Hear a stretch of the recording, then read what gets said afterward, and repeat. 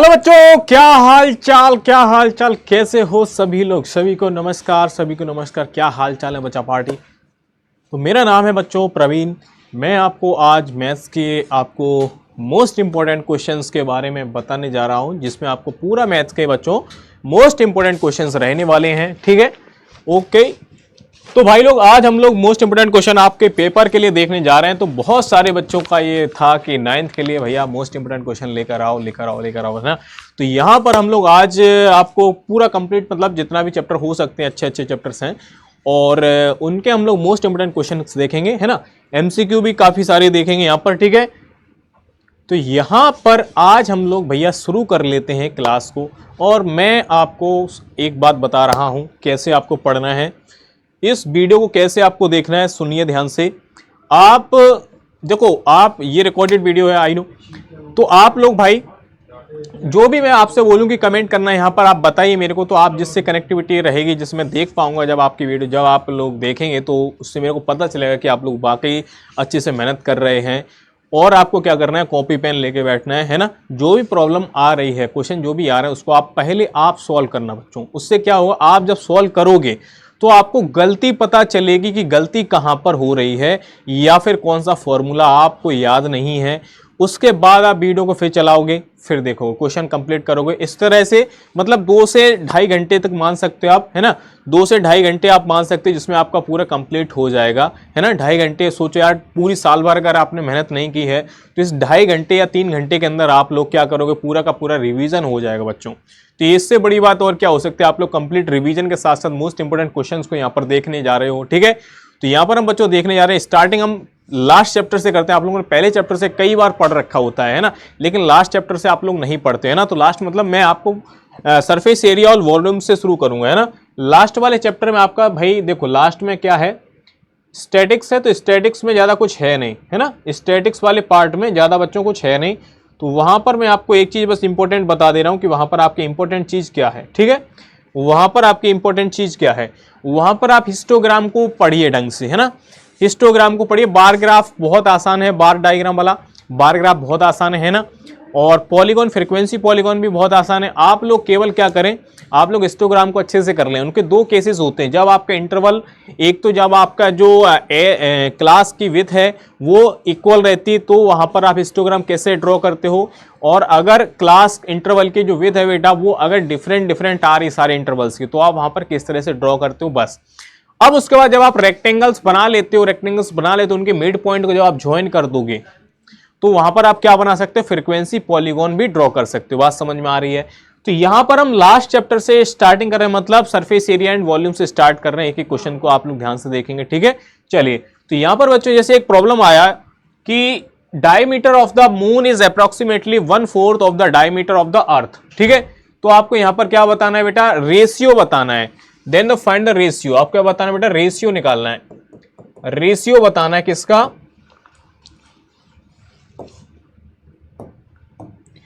Ratio surface areas का। Surface areas का बच्चों आपको रेशियो बताना है कि मून और अर्थ का जो सरफेस एरिया है, उनका रेशियो क्या होगा। अगर आपके पास कंडीशन क्या गिवन है बच्चों, कंडीशन आपके पास गिवन है कि diameter of the moon is approximately 1/4 of the diameter of the earth. तो हमने कहा यहां पर डायमीटर अर्थ का क्या होगा, मैंने डी से बताया। मैंने कहा अगर ये स्मॉल डी है, मैंने इसको लेट कर लिया, अगर स्मॉल डी है, तो यहां पर मून का डायमीटर कितना हो जाएगा बच्चों, मून का डायमीटर कितना हो जाएगा, 1/4 मतलब d/4 आ जाएगा। अब यहां पर ये तो हमने डायमीटर्स के बारे में बात कर ली। अब रेडियस क्या होती है इसमें, तो जो आपका अर्थ है या फिर जो मून है, वो आपका स्पेरिकल शेप होता है बच्चों। अब स्फीयर में रेडियस की नीड पड़ेगी, तो यहां पर रेडियस क्या हो जाएगी बच्चों, इसकी रेडियस क्या हो जाएगी, रेडियस ऑफ अर्थ क्या हो जाएगी बेटा, ये हो जाएगी d/2। तो इसी तरह से यहां पर रेडियस ऑफ, आप क्या बोलोगे इसको, रेडियस ऑफ मून क्या बोलोगे बच्चों, rm से हमने इसको बोला, ये कितनी हो जाएगी, d/4। तो इसका डायमीटर है अपॉन 2 करा, तो कितना आ जाएगा, d/8 आ जाएगा। ये क्या आ जाएगा, radius of the earth, sorry moon की रेडियस आ जाएगी। अब अगर दोनों की आपके पास रेडियस पता है बच्चों, तो अगर मैं इनके सरफेस एरिया का क्या देखूं, मैंने कहा आप बताइए surface area of earth upon surface area of moon ये क्या आएगा? तो मैंने कहा सरफेस एरिया ऑफ अर्थ कितना होता है, तो इसका 4 पाई आर स्क्वायर होता है बेटा। अब ये रेडियस हमने इसको अर्थ की बोल रहे हैं, upon radius of moon 4 pi r m square बोल सकते हो। बात समझ में आई थी? कितना आ जाएगा यहाँ से 4 पाई से 4 पाई कैंसिल आउट हो जाएगा। यहाँ पर रेडियस ऑफ अर्थ कितनी है स्क्वायर इसका, अपॉन रेडियस ऑफ मून का स्क्वायर, ये कितना आ जाएगा आपके पास, ये आ जाएगा d/2 अपॉन d/8। तो इनके स्क्वायर्स लिख दो यहाँ पर बच्चों, इनके स्क्वायर्स लिख दो बस, ठीक है। तो कितना आ जाएगा d²/4 और यहाँ से d², ये 64 कहाँ चला जाएगा, ऊपर चला जाएगा 8 का स्क्वायर। तो यहाँ से d² से d² कैंसिल आउट हो तो कितना आ जाएगा 16/1, मतलब आप क्या बोल सकते हो 16:1। बात समझ में आ रही है? तो ये अर्थ और मून का जो सरफेस एरिया है उनका क्या हो जाएगा बच्चों, ये रेशियो आप यहाँ पर इस तरह से बता सकते हो। बात समझ में आ रही है? तो इस तरह के क्वेश्चन हम यहाँ पर ये इंपॉर्टेंट क्वेश्चन देखने वाले हैं।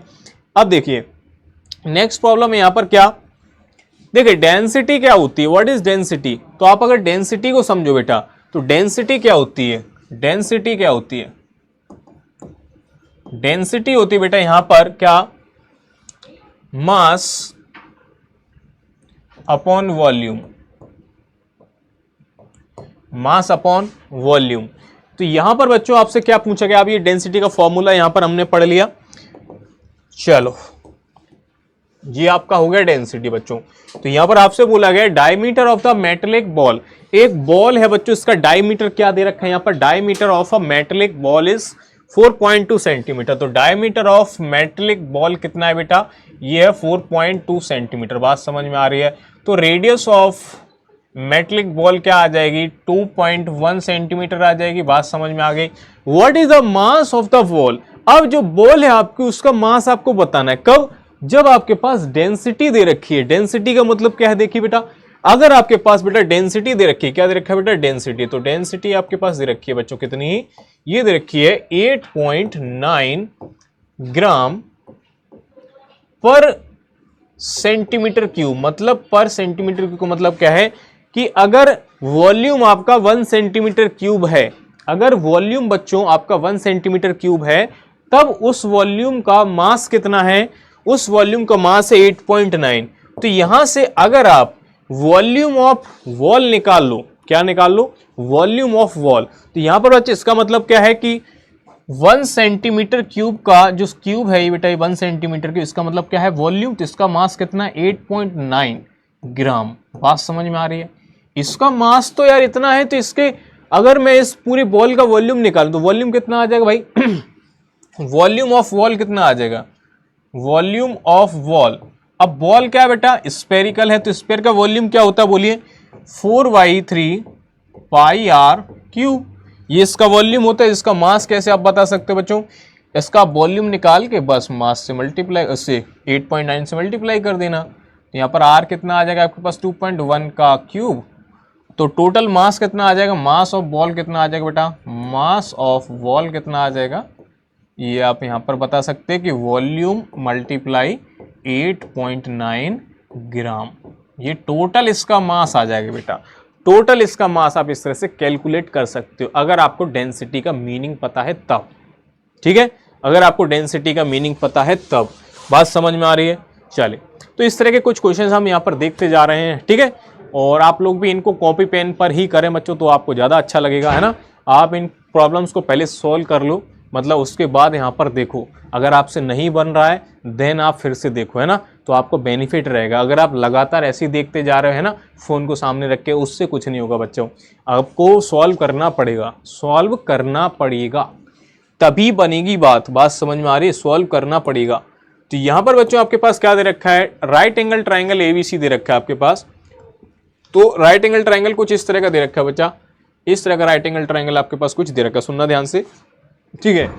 ABC साइड 5 और 12, 5 इसको आप 12 मानोगे, और ये सबसे बड़ी साइड होती है 13 सेंटीमीटर, इसको हम क्या बोलते हैं, हाइपोटेनियस, H हाइपोटेनियस, हाइपो। और ये आपका हो गया भाई परपेंडिकुलर, परपेंडिकुलर, ये आपका बेस बन गया। बात समझ में आ रही है? आपका बेस बन गया, हाँ है ना। अब आपसे क्या बोला है, देखो यहां पर अगर मैं is revolve about the side 12 centimetre. अगर मैं बच्चों इसको क्या कर देता हूं, अगर मैं बच्चों इसको क्या कर दे रहा हूं, इसको मैं रिवॉल्व करता हूं, मतलब घुमाता हूं। क्या करता हूं बच्चों, घुमाता हूं। किसके अबाउट में, साइड 12 वाले। तो इसके अबाउट में मैं क्या इसको रोटेट कर रहा हूं बच्चा, क्या कर रहा हूं, इसको रोटेट कर रहा हूं, रोटेट। इस तरह से इसको बेटा मैं घुमा रहा हूं, बात समझ रहे हैं। इस तरह से मैं जब इसको घुमाऊंगा तो यहाँ पर किस तरह का शेप बनेगा, यहाँ पर कुछ शेप बच्चा इस तरह का बनेगा, देखिए ध्यान से। और ये शेप आपको पहचाना पहचाना लग रहा है। ये आपका क्या होता है भाई, ये आपका क्या बन गया, ये बन गया बेटा कौन। क्या बन गया आपके पास, कौन बन गया बेटा। अब अगर ये कौन है बच्चों, तो आपसे क्या बोला है, volume of the solid so obtained, कि इसका जो कौन है इसका वॉल्यूम क्या होता है। आप वॉल्यूम ऑफ कौन जानते हो, वॉल्यूम ऑफ कौन क्या होता है बच्चा, फॉर्मूला याद करो, 1/3 pi are square into height h। बात समझ में आ रही है। तो यहां पर बच्चों देखिए ध्यान से, अब अगर मैंने इसको इस तरह से रोटेट करा है, इस तरह से बेटा मैंने इसको रोटेट करा है, रोटेट रोटेट रोटेट घुमा दिया, बात समझ, इसको घुमा दे पकड़ के, ठीक है, इस तरह से। तो इसकी रेडियस क्या हो जाएगी, आर कितनी हो जाएगी बेटा, इसकी आर हो जाएगी 5 सेंटीमीटर। और यहां पर इसकी जो हाइट है, इसकी जो हाइट है बेटा, हाइट कितनी आ जाएगी, यहां पर एच कितना आ जाएगा, ये आ जाएगा 12। बात समझ में आ रही, हाइट कितना है 12। तो यहां से आप बता सकते हो बच्चों, यहां से आप क्या बता सकते हो, यहां से आप वॉल्यूम बता सकते हो बेटा, वॉल्यूम ऑफ कौन बता सकते हो, कितना आ जाएगा वॉल्यूम ऑफ कौन, 1/3 पाई आर कितना है 5 का स्क्वायर मल्टीप्लाई 12। बात समझ में आ रही है। इसको आप कैलकुलेट कर लो और कमेंट के अंदर इसका आंसर जरूर बताइएगा, इसका आंसर कमेंट के अंदर जरूर बताइएगा, इसका आंसर क्या आ रहा है। तो आप बता सकते हो वॉल्यूम ऑफ कौन कितना आ रहा है बेटा, यहाँ पर आप इसका आंसर निकाल सकते हो, ठीक है। जो भी आएगा क्यूब में आएगा बेटा, सेंटीमीटर क्यूब में आएगा, जितने भी आंसर आएगा इसका, ठीक है। तो इस तरह से बच्चों ये कैलकुलेशन आपके लिए मैं छोड़ूंगा, यहाँ पर आप कैलकुलेशन जरूर करें खुद से, है ना, जिससे आपकी भाई कैलकुलेशन सुधरेगी। चलो यहां पर देखिए, यहां पर a conical pit of top diameter is 3.5 meter is 12 meter deep, what is the capacity in kiloliters। तो बेटा कैपेसिटी का मतलब भी एक तरह से वॉल्यूम होता है बच्चों, कैपेसिटी का मतलब भी क्या होता है बेटा, वॉल्यूम होता है। बात समझ में आ रही है, बात समझ में आ रही है बेटा, ये भी इसका मतलब भी क्या होता है, एक साइड से वॉल्यूम ही होता है। अब आपको वॉल्यूम किस में बताना बेटा, किलोलीटर से बताना। तो यहाँ पर जो आंसर आएगा वो किस में आएगा बेटा, अब यहाँ पर जो कॉनिकल पिट है, तो कॉनिकल पिट का मतलब यहाँ पर क्या है कि ये किस इस तरह का कॉनिकल बनेगा, कुछ लाइक इस तरह का कॉनिकल बनेगा, ठीक है। कौन टाइप से ऐसा कुछ बना सकते हैं आप, कौन बोल सकते हैं इसको, ठीक है, कौन बनेगा इस तरह का। तो यहां पर ये कॉनिकल बना दिया मैंने, इस तरह का कौन बना दिया। और आपसे क्या बोला गया है बच्चों, आपसे बोला गया है डायमीटर कितना है इसका 3.5। तो डायमीटर यहां पर बच्चों कितना है, डायमीटर यहां पर दे रखा है, डायमीटर कितना है बेटा, ये डायमीटर है 3.5 सेंटीमीटर। तो यहाँ पर रेडियस कितनी हो जाएगी इसकी, r 3.5/2 बोलो। और डीप का मतलब है यहाँ पे इसकी गहराई, डीप का मतलब क्या है बेटा, इसकी गहराई। और गहराई का मतलब क्या है, गहराई का मतलब है इसकी हाइट। मतलब यहाँ से आप इसकी गहराई देखोगे, बोलो यहाँ से आप इसकी गहराई देखो, ये इसकी गहराई है और ये किसका काम कर रही है बेटा, h का। तो ये कितनी है 12 मीटर। तो h कितना बच्चे यहाँ पर 12 मीटर है, बात समझ में आ रही है। तो यहाँ से आप इसका वॉल्यूम बता सकते हो, वॉल्यूम बता सकते हो। अब जो भी वॉल्यूम आएगा वो किस में आएगा बेटा, ये आपका आएगा मीटर क्यूब में। तो आपको पता होना चाहिए 1 मीटर क्यूब क्या होता है बेटा, 1 मीटर क्यूब होता है बेटा 1 किलो लीटर। क्या होता है इसको, 1 किलो लीटर। बात समझ में आ रही है, 1 किलो लीटर। इसको आप क्या बोलोगे, लीटर लिख सकते हो मीटर क्यूब की जगह पर, हाँ है ना। इसका वॉल्यूम कितनी आसानी से निकाल सकते हो भैया, 1/3 लगा दो, 1/3 pi are square into H करके इसका वॉल्यूम आप कर सकते हो, ठीक है। चलिए आई होप यहां तक की बात आपको समझ में आई होगी। तो यहां पर देखिए नेक्स्ट क्वेश्चन है, if the volume of right circular cone of height 9 centimetre is 48 pi centimetre cube, find the diameter of its base.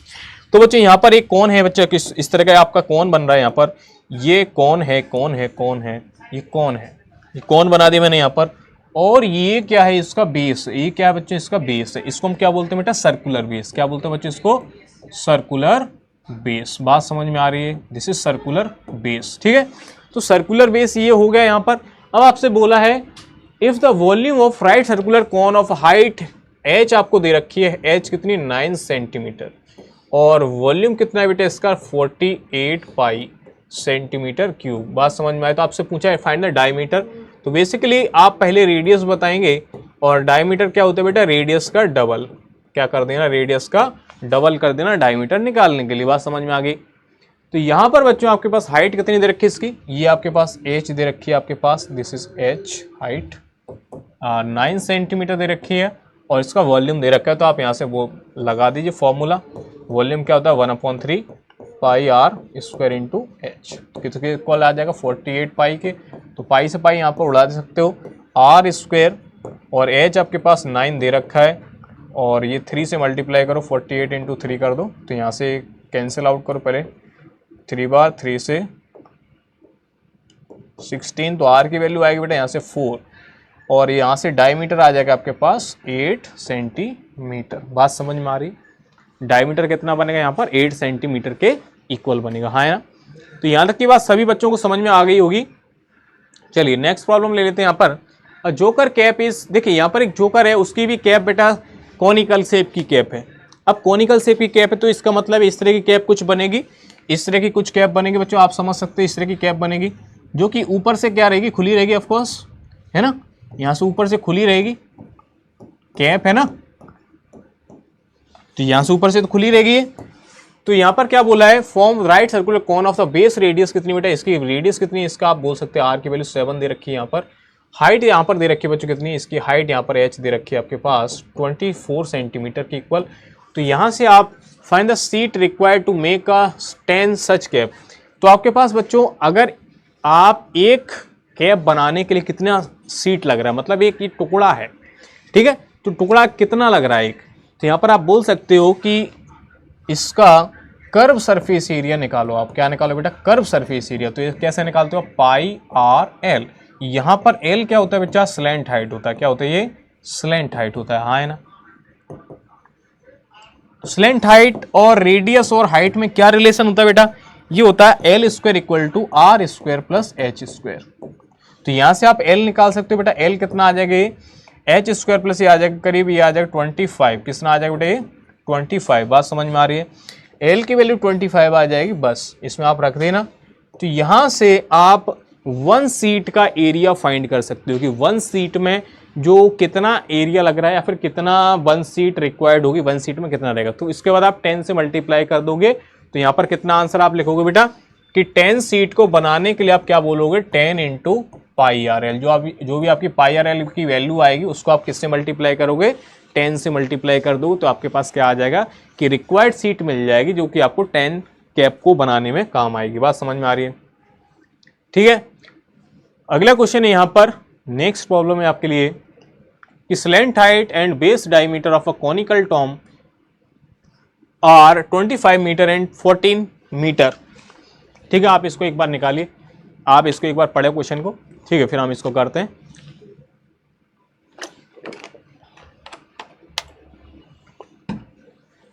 देखिए यहां पर बच्चों स्लैंट हाइट और बेस डायमीटर, तो स्लैंट हाइट का मतलब है एल, क्या मतलब इसका, स्मॉल एल, कितना दे रखा है ये 25 मीटर, और डायमीटर मतलब रेडियस कितनी हो जाएगी इसकी 7 मीटर।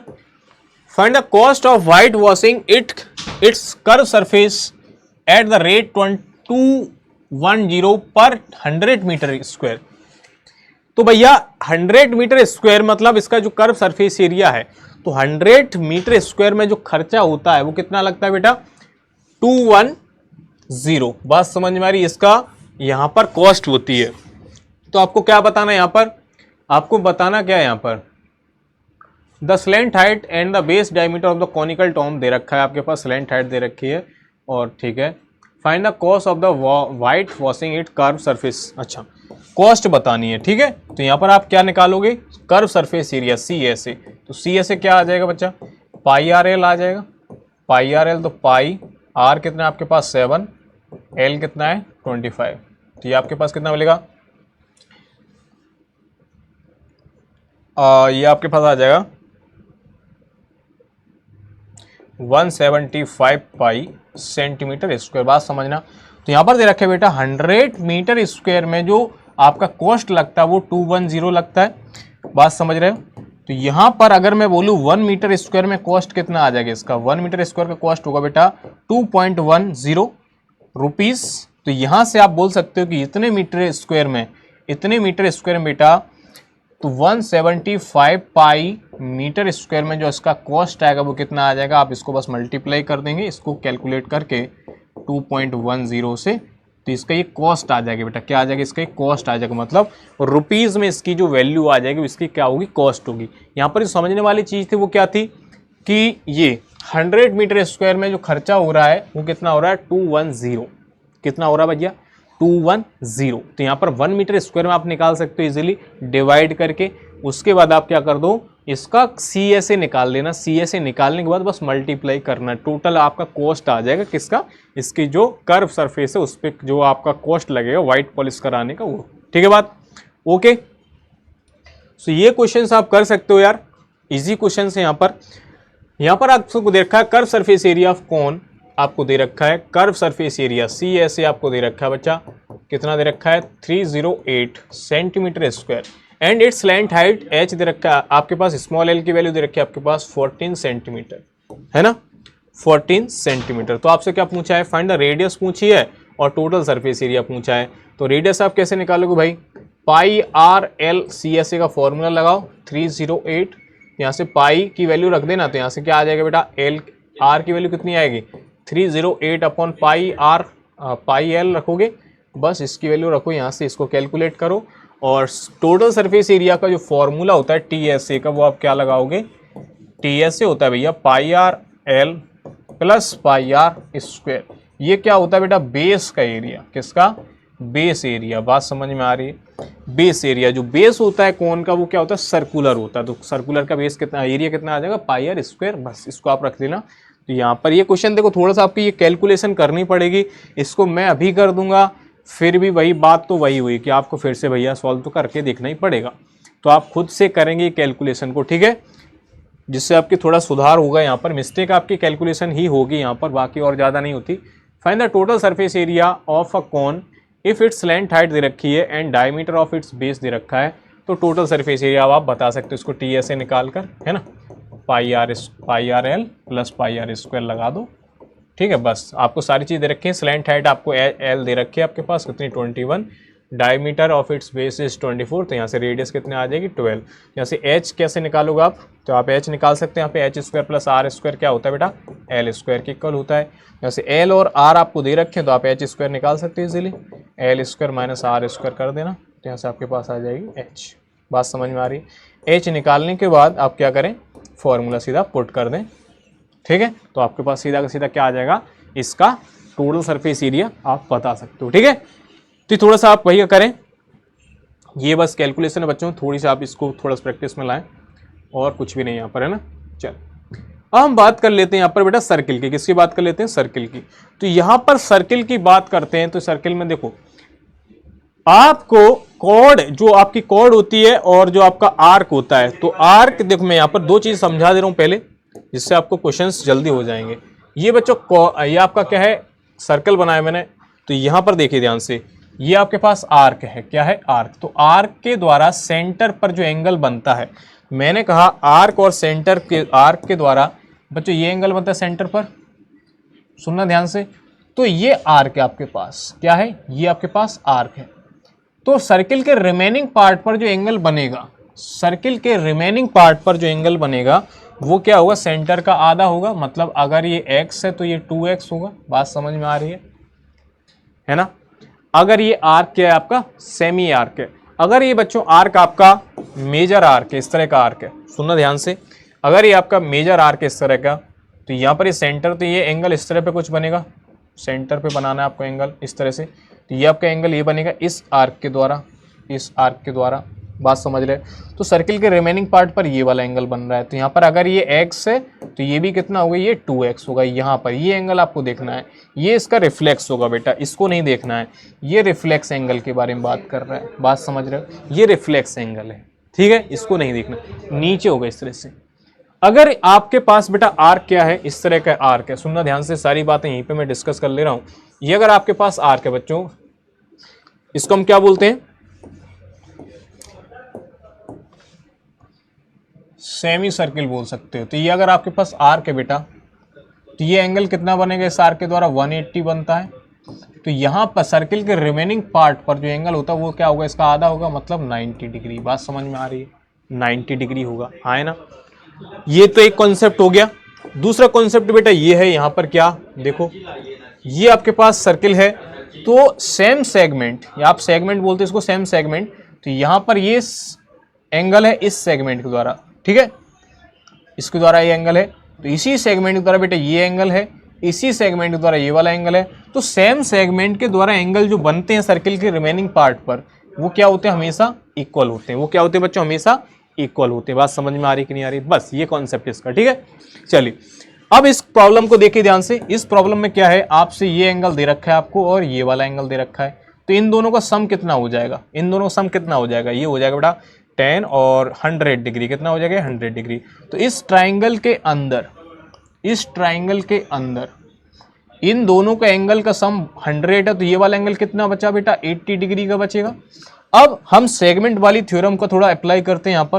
तो इस सेगमेंट के द्वारा, बीसी सेगमेंट के द्वारा बेटा, इस सेगमेंट के द्वारा, इस सेगमेंट बोलते हैं इसको, इस सेगमेंट के द्वारा ये एंगल बन रहा है और ये वाला एंगल बन रहा है सर्किल के रिमेनिंग पार्ट पर। तो ये दोनों क्या होते हैं बेटा, इक्वल होते हैं। इसका मतलब ये भी कितना होगा, इक्वल। इसकी वैल्यू कितनी आ जाएगी आपकी 80 डिग्री। बात समझ में आ रही है, बात समझ में आ रही है। आई होप यहाँ तक की बात आपको सभी को समझ में आ गई होगी। एक बार जल्दी से कमेंट के अंदर बता दीजिएगा यहाँ तक की बात सभी को समझ में आ गई क्या। चलिए तो एक नेक्स्ट क्वेश्चन देखते हैं यहाँ पर। बच्चों यहाँ पर आपको ये दे रखा है 100, आपसे ये वाला एंगल पूछा गया, ये वाला, ठीक है। इसको एंगल को आप कैसे बताओगे, देखो यहाँ पर बच्चों ये आपकी रेडियस है PO और OR भी आपके पास रेडियस है, और ये आपके पास बेस मान सकते हैं इसको, ये ट्राइंगल बन रहा है। तो यहाँ पर बच्चों, यहाँ पर देखो ये एंगल और ये एंगल इक्वल होगा, हाँ है ना, कैसे होगा ये बताइए आप, है ना। क्यों बच्चों, क्योंकि जो ट्राइंगल आपका POR बन रहा है, POR जो ट्राइंगल बन रहा है बच्चों, ये वाला POR, तो इसमें ये रेडियस है, ये भी रेडियस है, इसका मतलब है ये दोनों साइड इक्वल होंगी, हाँ है ना, ये दोनों साइड इक्वल होंगी। तो भाई अगर ये साइड इक्वल हैं तो इनके अपोजिट एंगल भी क्या होंगे बेटा, इक्वल होंगे, मतलब ये दोनों इक्वल होंगे। तो हमने इसको क्या मान लिया, इस एंगल को बेटा x डिग्री मान लिया, तो ये भी क्या होगा x डिग्री होगा, हाँ है ना। चलिए अब इसलिए ये तो बात हमारी एंगल की होगी, इस ट्राइंगल में जो हमको फाइंड करना है, ठीक है। अब सेगमेंट वाला थ्योरम फिर से याद करिए। इस सेगमेंट के द्वारा या फिर इस आर्क के द्वारा बेटा सेंटर पर एंगल ये वाला बन रहा है, ये आप बोलोगे इसको, और ये उसी सेगमेंट के द्वारा, उसी आर्क के द्वारा सर्किल के रिमेनिंग पार्ट पर ये एंगल बन रहा है, हाँ है ना, बोलो हाँ है ना। तो ये कितना है, ये आपका 100 है, तो ये कितना होगा आपका 200 होगा, डबल होगा। अब ये तो 200 होगा, लेकिन सर ये अंदर वाला कितना होगा, ये वाला, तो ये इसका रिफ्लेक्स है बेटा। तो रिफ्लेक्स कैसे आप बताओगे इसको, POR, आप क्या लिखोगे यहाँ पर, रिफ्लेक्स, रिफ्लेक्स एंगल POR कितना होगा, 360 में से आप 200 को माइनस कर दोगे तो यहाँ पर कितना आ जाएगा, 160 डिग्री आ जाएगा। अब आप इस ट्राइंगल को देखो, ट्राइंगल आपको दिख रहा है बेटा POR, इस ट्राइंगल के अंदर angle P plus angle O plus angle R, इसकी वैल्यू कितनी होगी 180 की इक्वल होगी। तो यहाँ पर आप इसको रखेंगे P को x, O कितना आ गया 160 प्लस x, तो यहाँ से बच्चों x की वैल्यू आप निकाल सकते हो, x की वैल्यू कितनी आएगी बेटा 10 डिग्री। बात समझ में आ रही है, x की वैल्यू कितनी निकल के आएगी यहाँ से 10 डिग्री। यही आपका क्या हो जाएगा, एंगल हो जाएगा, जो कि हमें एंगल OPR चाहिए था। ये देखो OPR, ये आपका हो जाएगा x, इसका वैल्यू आ गया 10 डिग्री। बात समझ में आ गई। चल यहाँ पर नेक्स्ट प्रॉब्लम है आपके लिए, तो आप इसको जल्दी से देखेंगे बेटा और जल्दी से बताइए बेटा इसका किस तरह से आप कर पाओगे, कमेंट के अंदर जल्दी से बताएंगे, फिर मैं आपको बताता हूँ, है ना। तो भाई जल्दी से मतलब कमेंट तो आपको करने पड़ेंगे। In triangle ABC are 3 points on a circle, 3 point है सर्किल पर, क्या है 3 पॉइंट है सर्किल पर, on a circle with centre O such that BOC 30 और AOB आपके पास 60 है। If D is a point on a circle other than the arc ABC, then ADC बताना है आपको। क्या बताना है बेटा, ADC, मतलब ये वाला एंगल आपको निकाल के बताना है। बात समझ में आ रही है। ये तो बच्चों यहाँ पर ही 60 है और ये 30 है, तो टोटल कितना हो गया, ये टोटल 90 हो गया। तो ये आर्क है बेटा, ध्यान सुनना, ये आर्क है और इस आर्क के द्वारा सेंटर पर कितना एंगल बन रहा है, ये 90। तो सर्किल के रिमेनिंग पार्ट पर ये वाला एंगल आ जाएगा आपका, ये रिमेनिंग पार्ट वाला आ जाएगा, तो ये कितना होगा, इसका डबल होगा, मतलब ये 90 है तो ये कितना हो जाएगा, इसका हाफ, 90 का मतलब 45 डिग्री। बात समझ में आ रही कि नहीं आ रही। 45 डिग्री आ जाएगा, हाँ है ना, ठीक है। तो ये कुछ क्वेश्चन है बच्चों, आसान आसान, इसको आप देख सकते हो, इंपॉर्टेंट भी है। अब ये सर्कुलर पार्क वाला क्वेश्चन है, तो इस क्वेश्चन को समझने के लिए आप क्या करेंगे, एक सर्कल इस तरह से बना लीजिए, कॉन्सेप्ट कुछ लिख लीजिए यहाँ पर। तो यहाँ पर बच्चों अगर यहाँ पर हम इक्वल डिस्टेंस पर, मतलब ये इक्वल आर्क आप बोलोगे, क्या बोलोगे इनको, इक्वल आर्क बोलोगे। जब आप इसको ज्वाइन करोगे, जब आप इनको ज्वाइन करोगे तो यहाँ पर एक कुछ इस तरह का ट्राइंगल बनेगा बच्चों, कुछ इस तरह का ट्राइंगल बनेगा, सुनना ध्यान से, यहाँ पर मुन्ना कुछ इस तरह का ट्राइंगल बन जाएगा। और ये ट्राइंगल जो है बेटा ये आपके इक्वल आर्क हैं, क्या है। अब एक सर्किल है, सर्किल पर हमने क्या किया, 3 लोगों को इस तरह से यहाँ पर बिठाया है, एक तो ये बिठा दिया, दूसरा, तीसरा। क्या बोला गया है यहाँ पर कि ये आपके इक्वल हैं बेटा, ये आर्क जो है वो इक्वल हैं। अगर ये इक्वल आर्क हैं तो ये जो ट्राइंगल बनेगा, ये ट्राइंगल क्या होगा बेटा, ये ट्राइंगल होगा बेटा इक्विलेटरल ट्राइंगल। कौन सा होगा, इक्विलेटरल ट्राइंगल। बात समझ में आ रही है, ये ट्राइंगल आपका इक्विलेटरल होगा और यहां पर ये सेंटर हो जाएगा इसका। तो इस सर्किल को हम क्या बोलते हैं बेटा, इस सर्किल को बोलते हैं बेटा सरकम सर्किल, सरकम सर्किल। और इस सेंटर को क्या बोला जाता है बेटा, सरकम सेंटर। क्या बोलते हैं इसको, सरकम सेंटर, सरकम सेंटर। तो यहां पर बच्चों ये जो रेडियस है, ये वाली, ये रेडियस है, हाँ है ना, इस रेडियस आर में इसको हम बोलते हैं बेटा सरकम रेडियस। क्या बोलते हैं,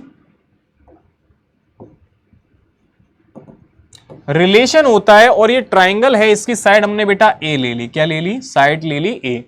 तो रेडियस और ट्राइंगल की जो लेंथ है साइड की, उसमें क्या रिलेशन होता है बच्चों, ये होता है आर इक्वल्स टू होता है बेटा ए अपॉन √3। तो यहां पर क्या बोला गया है बेटा, आपसे बोला गया है कि यहां पर length of the string of each phone, तो ये आपके पास स्ट्रिंग बोला गया, इसको ट्राइंगल की जो साइड है उसको हम स्ट्रिंग से बोल रहे हैं। तो इसकी साइड अभी इक्विलेटरल है, तो यहाँ पर सभी साइड की जो लेंथ होगी वो इक्वल होगी, एक इक्वल होगी। अगर आप ए की वैल्यू बताओ तो यहाँ पर रेडियस कितनी बेटा, ए रेडियस है आपके पास 20, तो रेडियस है आपके पास 20 मीटर। तो यहाँ से a अपॉन √3, तो यहाँ से a की वैल्यू कितनी आएगी, 20 √3 मीटर के इक्वल। बात समझ में आ रही कि नहीं आ रही, ये इसका रिलेशन आप याद रखें, इससे आप इजीली कर सकते हो प्रॉब्लम को, ठीक है। लेकिन आपको ये सारी चीज़ें फिर लिखनी पड़ेगी, वहाँ पर आप बताएंगे यहाँ पर कि सरकम सर्कल है, सरकम रेडियस है, सरकम रेडियस और ट्राइंगल जो आपका इक्विलेटरल उसकी साइड में जो रिलेशन होता है वो क्या होता है, a upon √3 equal to r। बात समझ में आ रही है, ठीक है, बात समझ में आ रही है। चलो नेक्स्ट प्रॉब्लम यहाँ पर, if a line intersect 2 concentric circles. तो यहाँ पर बच्चों क्या बोला है, आपके पास एक कॉन्सेंट्रिक सर्किल है, मतलब इस तरह का एक सर्किल ये रही और एक सर्किल और बना लेते हैं हम, यहाँ पर एक सर्किल ये रही, ठीक है, इस तरह का कुछ मामला चल रहा है और ये इसका सेंटर है O, ठीक है, ओके। और यहाँ पर इसको हमने क्या किया, ये आपके पास कॉर्ड है, क्या बोल सकते हैं इसको, कॉर्ड, ठीक है। तो अगर यहाँ पर ये A B C D, ठीक है बात, ये आपकी कॉर्ड है, दोनों सर्किल की कॉर्ड होगी ये। AD आपकी बड़े सर्किल की कॉर्ड हो जाएगी और BC आपके छोटे सर्किल की कॉर्ड आप इसको बोलोगे। बात समझ में आ रही कि नहीं आ रही। अब यहाँ पर बोला है बेटा AB इक्वल CD आपको बताना है, तो कैसे बताओगे, तो एक थ्योरम होती है कि अगर सेंटर से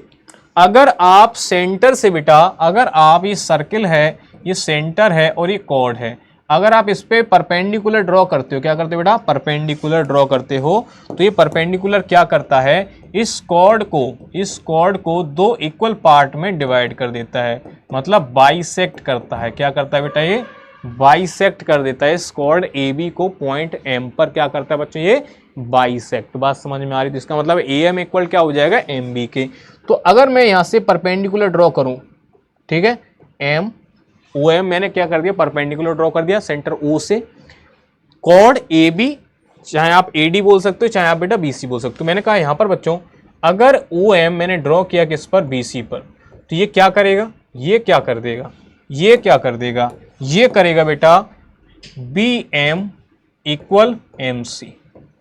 और अगर मैंने ये बोला कि OM परपेंडिकुलर है किस पर, AD पर, तो आप क्या बोल सकते हो यहाँ से कि भाई फिर ये क्या कर देगा, AM इक्वल हो जाएगा MD के, हाँ है ना, इक्वल पार्ट में डिवाइड कर देगा। ये कॉन्सेप्ट है बच्चों। तो आपको क्या बताना है कि A B equal C D, मतलब ए बी ये वाला हिस्सा इक्वल सी डी के। तो आप क्या करें बच्चों, आप अगर इस पूरे ए एम से, अगर आप इस पूरे ए एम से क्या कर दें बेटा, एम बी एम को हटा दें, इसको हटा दें, तो यहाँ पर क्या बचेगा, ए बी बचेगा। तो मैंने कहा ठीक है, हटा दो इस ए एम और एम डी से। ए एम में से मैंने क्या माइनस किया, बी एम, और अभी भी क्या रहेंगे बच्चों, ये एम डी में से अगर मैंने एम सी माइनस किया। तो बच्चों देखना ध्यान से, अगर हम दोनों साइड से इक्वल क्वांटिटी को रिड्यूस करते हैं, हटाते हैं, माइनस करते हैं, तो भैया तब भी इक्वल रहती चीज है ना। यही तो पोस्टुलेट होते हैं, यही तो पोस्टुलेट होते हैं बेटा। चैप्टर 5 याद है पोस्टुलेट के, अगर आप इक्वल क्वांटिटी को माइनस करते हो दोनों साइड से तो भी क्वांटिटी जो आपकी है वो इक्वल ही रहती है। इक्विलेट ज्योमेट्री का पोस्टुलेट यही तो होते हैं बच्चों। अगर आप सेम क्वांटिटी को जोड़ते हैं दोनों साइड से तो भी इक्वल रहता है। तो यहाँ पर ये बी एम और एम सी ये दोनों तो इक्वल है ना, हाँ है ना। तो अब यहाँ पर कितना बचेगा, ए बी इक्वल किसके, सी डी के। बात समझ में आ गई, बात समझ में आ गई। ये है मामला यहाँ पर, ठीक है। चलो आगे देखते हैं यहाँ पर क्या है। टू सर्कल्स ऑफ रेडियस 5 और 3 centimetre intersect at 2 points and the distance between their centre is 4 centimetre, find the length of the common chord. तो बच्चों ये कुछ इस तरह का प्रॉब्लम है, यहाँ पर देखिए ध्यान से। कुछ इस तरह का प्रॉब्लम है, यहाँ पर एक सर्किल है यहाँ पर ये, और एक सर्किल यहाँ पर मैं ये ले रहा हूँ। अब यहाँ पर दो सर्कल्स हैं तो इनके दो सेंटर होंगे। मैंने कहा O1 है, ये मान लीजिए O2 है, ठीक है। और क्या दे रखा है बच्चों आपको, और यहाँ पर दे रखा है कि इन दोनों सेंटर के जो बीच की डिस्टेंस है वो कितनी है बच्चों, 4। कितनी है ये, मतलब O1 O2 कितना दे रखा है आपको, 4 सेंटीमीटर। बात समझ में आ रही है। और यहाँ पर ये क्या हो जाएगी आपके पास, कॉमन कॉर्ड हो जाएगी। ये क्या हो जाएगी, कॉमन कॉर्ड हो जाएगी। और ये क्या हो जाएगी, इसकी रेडियस हो जाएगी, ये कितनी है 5, और ये कितनी बेटा, ये 3। बात समझ में आ रही है। आपको यहाँ पर बताना है कॉमन कॉर्ड की लेंथ कितनी होगी, कॉमन कॉर्ड की लेंथ कितनी होगी। तो मैंने कहा इसको हम P ले लेते हैं, इसको हम Q ले लेते हैं। बात समझ में आ रही थोड़ा सा। तो ये पॉइंट आप M मान लीजिए इसको, ठीक है, जहाँ पर ये O1 O2 को इंटरसेक्ट कर रही है कॉर्ड, किसको, PQ कॉर्ड क्या कर रही है बेटा, O1 O2 को इंटरसेक्ट कर रही है पॉइंट M पर। तो आपको बताना है कि PQ की लेंथ कितनी होगी, है ना, लेंथ बतानी बेटा, लेंथ ऑफ PQ आपको निकालना है यहाँ पर, ठीक है। कैसे निकालोगे आप, यहाँ पर दो ट्राइंगल्स बनाओ। एक ट्राइंगल देखो ये क्या करेगी, सेंटर से है कॉर्ड पर तो ये परपेंडिकुलर होगी, सेंटर से है कॉर्ड पर तो ये भी परपेंडिकुलर होगी। बात समझ में आ रही कि नहीं आ रही। अगर ये परपेंडिकुलर है तो हम यहाँ पर ट्राइंगल ले लो बेटा, एक ट्राइंगल ले लो, ट्राइंगल PMO1। तो इस ट्राइंगल के अंदर बच्चों आप लेट कर लो इसको, क्या कर लो, लेट O1M क्या मान लो आप, इसको X मान लो। बात समझना, उसको आप X मान लो, और बेटा PM को आप क्या मान लो, PM को आप बेटा Y मान लो, ठीक है, इसको आप Y मान लो। अगर आपने X और Y मानी तो इस ट्राइंगल में आप क्या लगा लोगे, पाइथागोरस थ्योरम, पाइथागोरस थ्योरम। इस थ्योरम से बच्चों, इस थ्योरम को लगाने पर क्या हो जाएगा मामला, देखिए ध्यान से। यहाँ पर PO1 स्क्वायर किसके इक्वल आ जाएगा आपका, PM square plus O1M square. तो यहाँ पर कितना आ जाएगा, 25, चलिए मैं इस तरह से लिख रहा हूँ, 25 यहाँ पर आ जाएगा Y square plus X square, ठीक है। अब अगर बच्चों आपने इसको X मान लिया, इसको X, टोटल ये 4 थी तो ये कितनी आ जाएगी आपके पास, MO2 कितनी आ जाएगी, ये आ जाएगी बेटा 4 माइनस का X, और ये कितना रहेगा, अभी ये तो Y रहेगा, ठीक है। तो ये आप तो इसको नंबर 1 बोलो कि X square plus Y square 25 के इक्वल है। अब यहाँ पर दूसरा ट्राइंगल बनाओ, ट्राइंगल बेटा ये वाला PMO2, इसको आप सॉल्व करो। तो यहाँ पर जब आप पाइथागोरस थ्योरम लगाओगे इस ट्राइंगल के अंदर, तो यहाँ पर कितना आ जाएगा, Y square plus 4 minus X का स्क्वायर इक्वल टू 9। तो आप इसको ओपन कर लो थोड़ा सा, Y square 16 plus X square minus का 8x इक्वल टू 9 के। ये वाली बात समझ में आ गई। तो यहाँ से बच्चों X square plus Y square की वैल्यू यहाँ पर क्या है, 25 के इक्वल है। तो आप इस 25 को उठा के वहाँ पर डाल दो, तो ये आ जाएगी 25 प्लस का 16 माइनस का 8x इक्वल टू 9। तो ये वाला कितना मिलेगा आपको, देखो ध्यान से, यहाँ से आप 8x इक्वल टू लिख सकते हो 25 प्लस का 16 माइनस का 9। तो ये आपके पास मिलेगा बेटा 32 8x। तो x की वैल्यू यहाँ से आ जाएगी 4 के इक्वल। अब अगर x की वैल्यू 4 आ गई है अगर आपके पास x की वैल्यू 4 आ गई तो आप x की वैल्यू यहाँ पर 4 डालो, तो 4 का स्क्वायर बोलो 16, तो यहाँ से y स्क्वायर की वैल्यू कितनी आ जाएगी बेटा, ये आ जाएगी आपके पास y बराबर आ जाएगा 3 के इक्वल। बात समझ में आ रही है, y बराबर कितना आएगा, 3 के इक्वल आएगा। अगर y की वैल्यू 3 आ गई है, अगर y की वैल्यू 3 आ गई तो ये भी बेटा 3 होगा, ठीक है। तो 3 + 3 पी क्यू कितना आ जाएगा आपके पास, टोटल 6 आ जाएगा। बात समझ में आ रही है, पी क्यू की लेंथ कितनी आ जाएगी आपकी, 6 सेंटीमीटर आपकी लेंथ आ जाएगी। बात समझ में आ गई होगी मेरे ख्याल से यहाँ तक की। तो चलिए नेक्स्ट प्रॉब्लम यहाँ पर हम देख लेते हैं बेटा। अब आपके पास दो थ्योरम होती हैं क्वाड्रिलेटरल के अंदर, इंपॉर्टेंट थ्योरम दो होती हैं, कौन कौन सी, एक होती है बेटा मिड पॉइंट थ्योरम और दूसरी क्या होती है, मिड पॉइंट थ्योरम का कन्वर्स, मिड पॉइंट थ्योरम का कन्वर्स। तो बच्चों यहाँ पर मिड पॉइंट थ्योरम और मिड पॉइंट थ्योरम का कन्वर्स क्या होता है, मैं एक बार उसको आपको बता देता हूँ, फिर आप ये क्वेश्चंस आप इजीली कर पाओगे। मिड पॉइंट थ्योरम है ना, रिवाइज कर लो उस चीज को।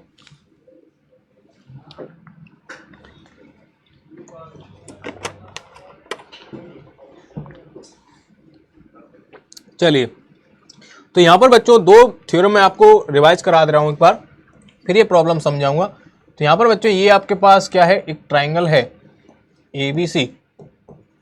तो मिड पॉइंट थ्योरम क्या होती है, मिड पॉइंट थ्योरम होती है बच्चों कि अगर आप बच्चा इसके मिड पॉइंट को ज्वाइन कर देते हैं, है ना, मैंने कहा EF है मिड पॉइंट है, तो ये थर्ड साइड के क्या हो जाते हैं, पैरेलल हो जाती है। मतलब if E and F mid point है बच्चों, ये क्या है आपके मिड पॉइंट है, और आपने तो फिर हम क्या बोलेंगे कि EF पैरेलल हो जाएगी इसके BC के। अगर आपने इसको ज्वाइन कर दिया तो ये क्या होगी, पैरेलल हो जाएगी। बात समझ में आ रही है, ये तो आपकी मिड पॉइंट थ्योरम होती है। अगर आप मिड पॉइंट्स को साइड के ट्राइंगल की साइड के मिड पॉइंट को अगर आप ज्वाइन करते हो तो वो क्या करेगी, थर्ड साइड के क्या हो जाती है, पैरेलल हो जाती है। अब मिड पॉइंट थ्योरम का कन्वर्स क्या होता है बेटा, रिवर्स स्टेटमेंट क्या होता है इसका, वो भी काम का है बड़ा। तो वो क्या है, वो ये है कि अगर ये आपके पास ट्राइंगल है बेटा ABC, सुनना ध्यान से सुनना है ना, यहाँ पर ये आपके पास ABC ट्राइंगल, अगर आपने AB साइड के मिड पॉइंट को, पहले से आपको क्या पता है कि E मिड पॉइंट है, पहली बात ये क्या है बच्चा, मिड पॉइंट है AB का। बात सुन रहे हो, अगर ये मिड पॉइंट है, और दूसरी बात हमने क्या बोला कि E और F को हमने ज्वाइन किया और ये पैरेलली बनाया, क्या बनाया, पैरेलल बोला, तो हम क्या बोलेंगे कि F भी क्या होगा, मिड पॉइंट होगा। फिर हम क्या बोलेंगे कि F भी क्या होगा आपका, मिड पॉइंट होगा AC का। बात समझ में आ रही है।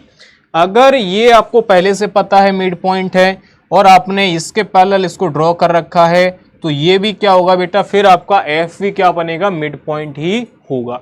इसके थ्रू हम ये वाले क्वेश्चन करेंगे। यहाँ पर बोला है बच्चों आपसे कि P एक लाइन है बेटा ये, और ये ABC, तो ये क्या हो रहा है बेटा, ये इक्वल है। इसका मतलब है B यहाँ पर क्या दे रखा है, B आपको दे रखा है बच्चा मिड पॉइंट। क्या दे रखा है आपसे, क्या बोला है, B मिड पॉइंट है।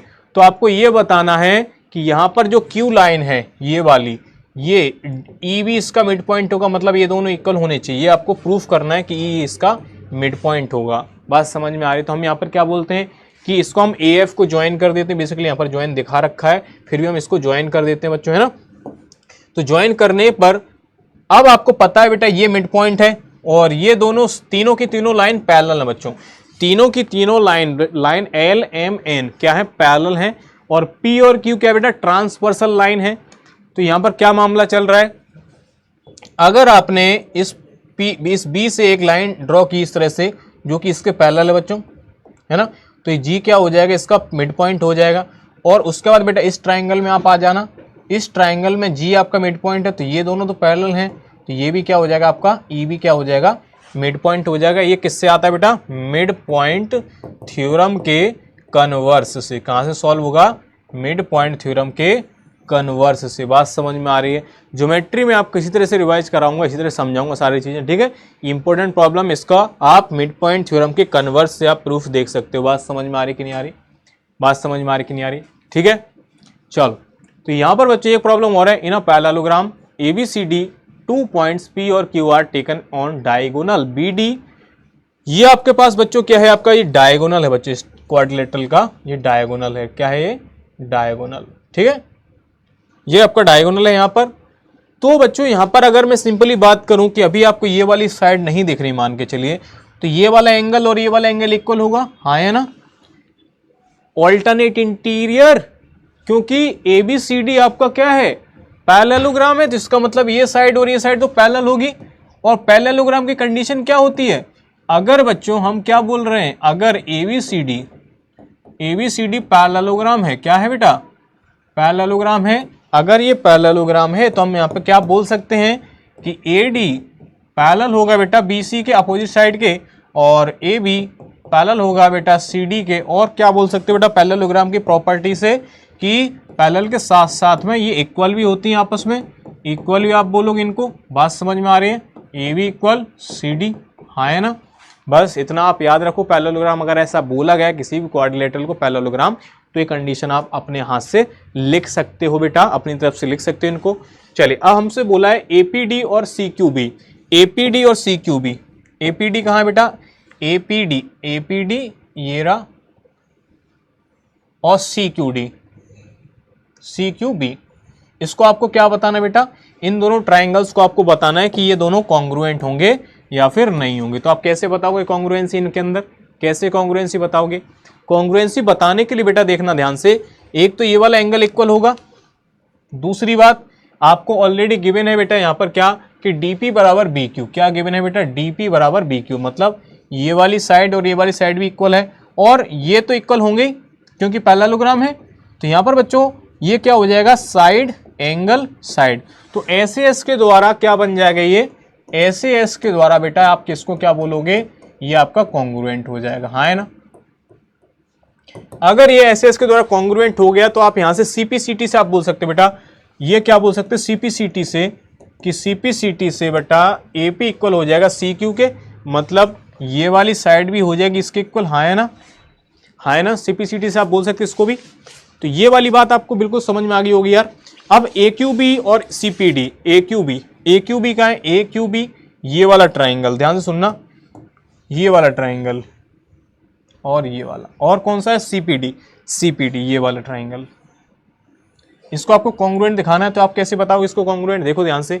एक तो इसमें क्या दिख रहा है आपको, एक तो ये वाला एंगल दिख रहा है आपको, और इधर ये वाला एंगल दिख रहा है। कैसे पता चला, क्योंकि BD क्या है बेटा, डायगोनल है, तो ये आपके ऑल्टरनेट इंटीरियर हो जाएंगे। दूसरी बात आपको क्या दिखाई दे रही है कि BQ इक्वल PD है या फिर DP है, तो आपको ऑलरेडी गिवन था।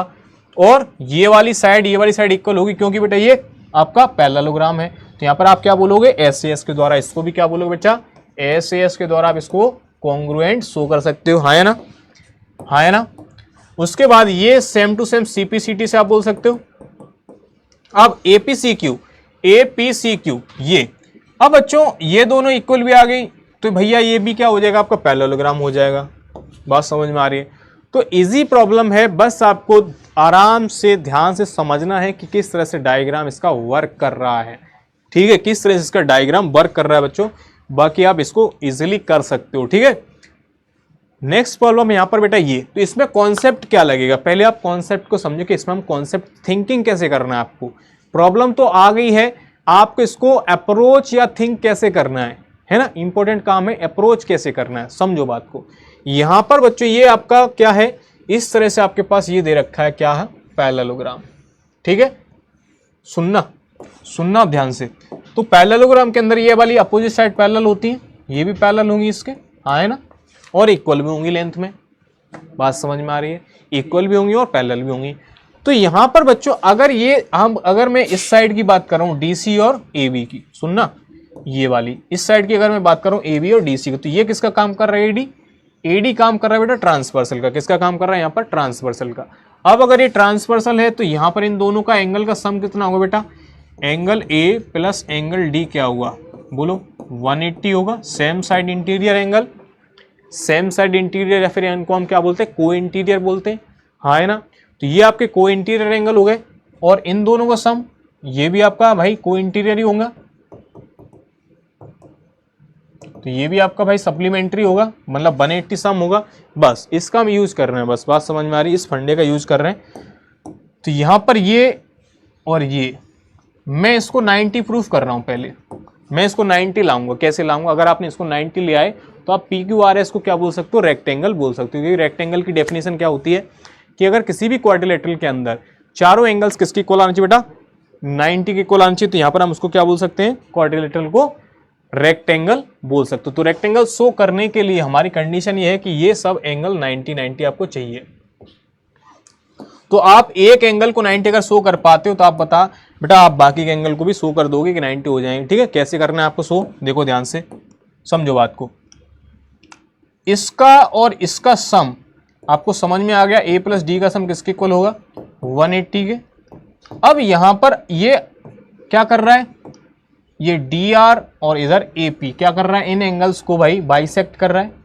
तो अगर मैंने कहा इस एंगल का वैल्यू कितना होगा और इस एंगल का वैल्यू कितना होगा, आप इसको इनका सम कैसे निकालोगे, आप यहाँ पर क्या कर दो 1/2 से मल्टीप्लाई कर दो पूरे के अंदर, तो यहाँ पर 90 हो गया। बात समझ में आ रही है। तो इन दोनों का सम कितना आ जाएगा, इन दोनों का सम कितना आ जाएगा, 90 आ जाएगा।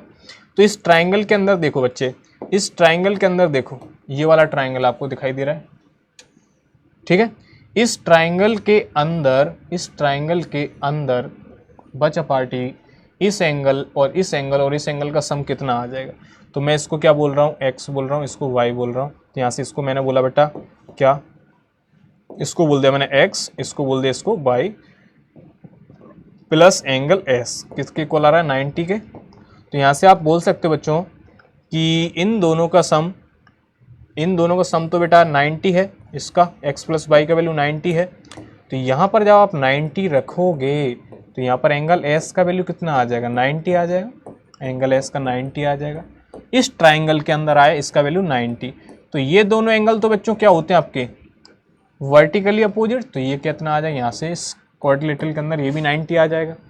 बस इस फंडे का आपको यूज करना है, इसी तरह से आप लिख देना सिमिलरली कि आप बाकी के लिए भी इस तरह से शो कर सकते हो। बात समझ में आ रही है। चलो चलिए नेक्स्ट प्रॉब्लम यहाँ पर, नेक्स्ट प्रॉब्लम यहाँ पर बच्चों देखिए, हम यहाँ पर क्वेश्चन को समझ रहे हैं, ठीक है, जिससे आपका रिवीजन हो रहा है। ठीक है, आप इसको अच्छे से लिख भी सकते हो बना के, कोई दिक्कत नहीं उसमें, आप इसको अच्छे से लिख भी सकते हो बच्चों। सो आप वो काम कर सकते हो इजीली, केवल आपको एक बार रिवीजन की और समझने की आवश्यकता है, ज़रूरत है, इसको मैं आपको पूरी कर दे रहा हूँ। ठीक है, चलो ये आपकी एक बार ज्योमेट्री ख़त्म कर दें।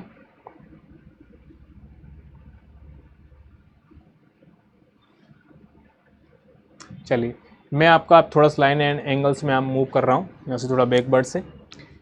ठीक है, चलें, चलिए तो यहाँ पर दे रखा है बेटा A B and C D intersect each other at point O पर, इंटरसेक्ट कर रहे हैं एक दूसरे को पॉइंट ओ पर।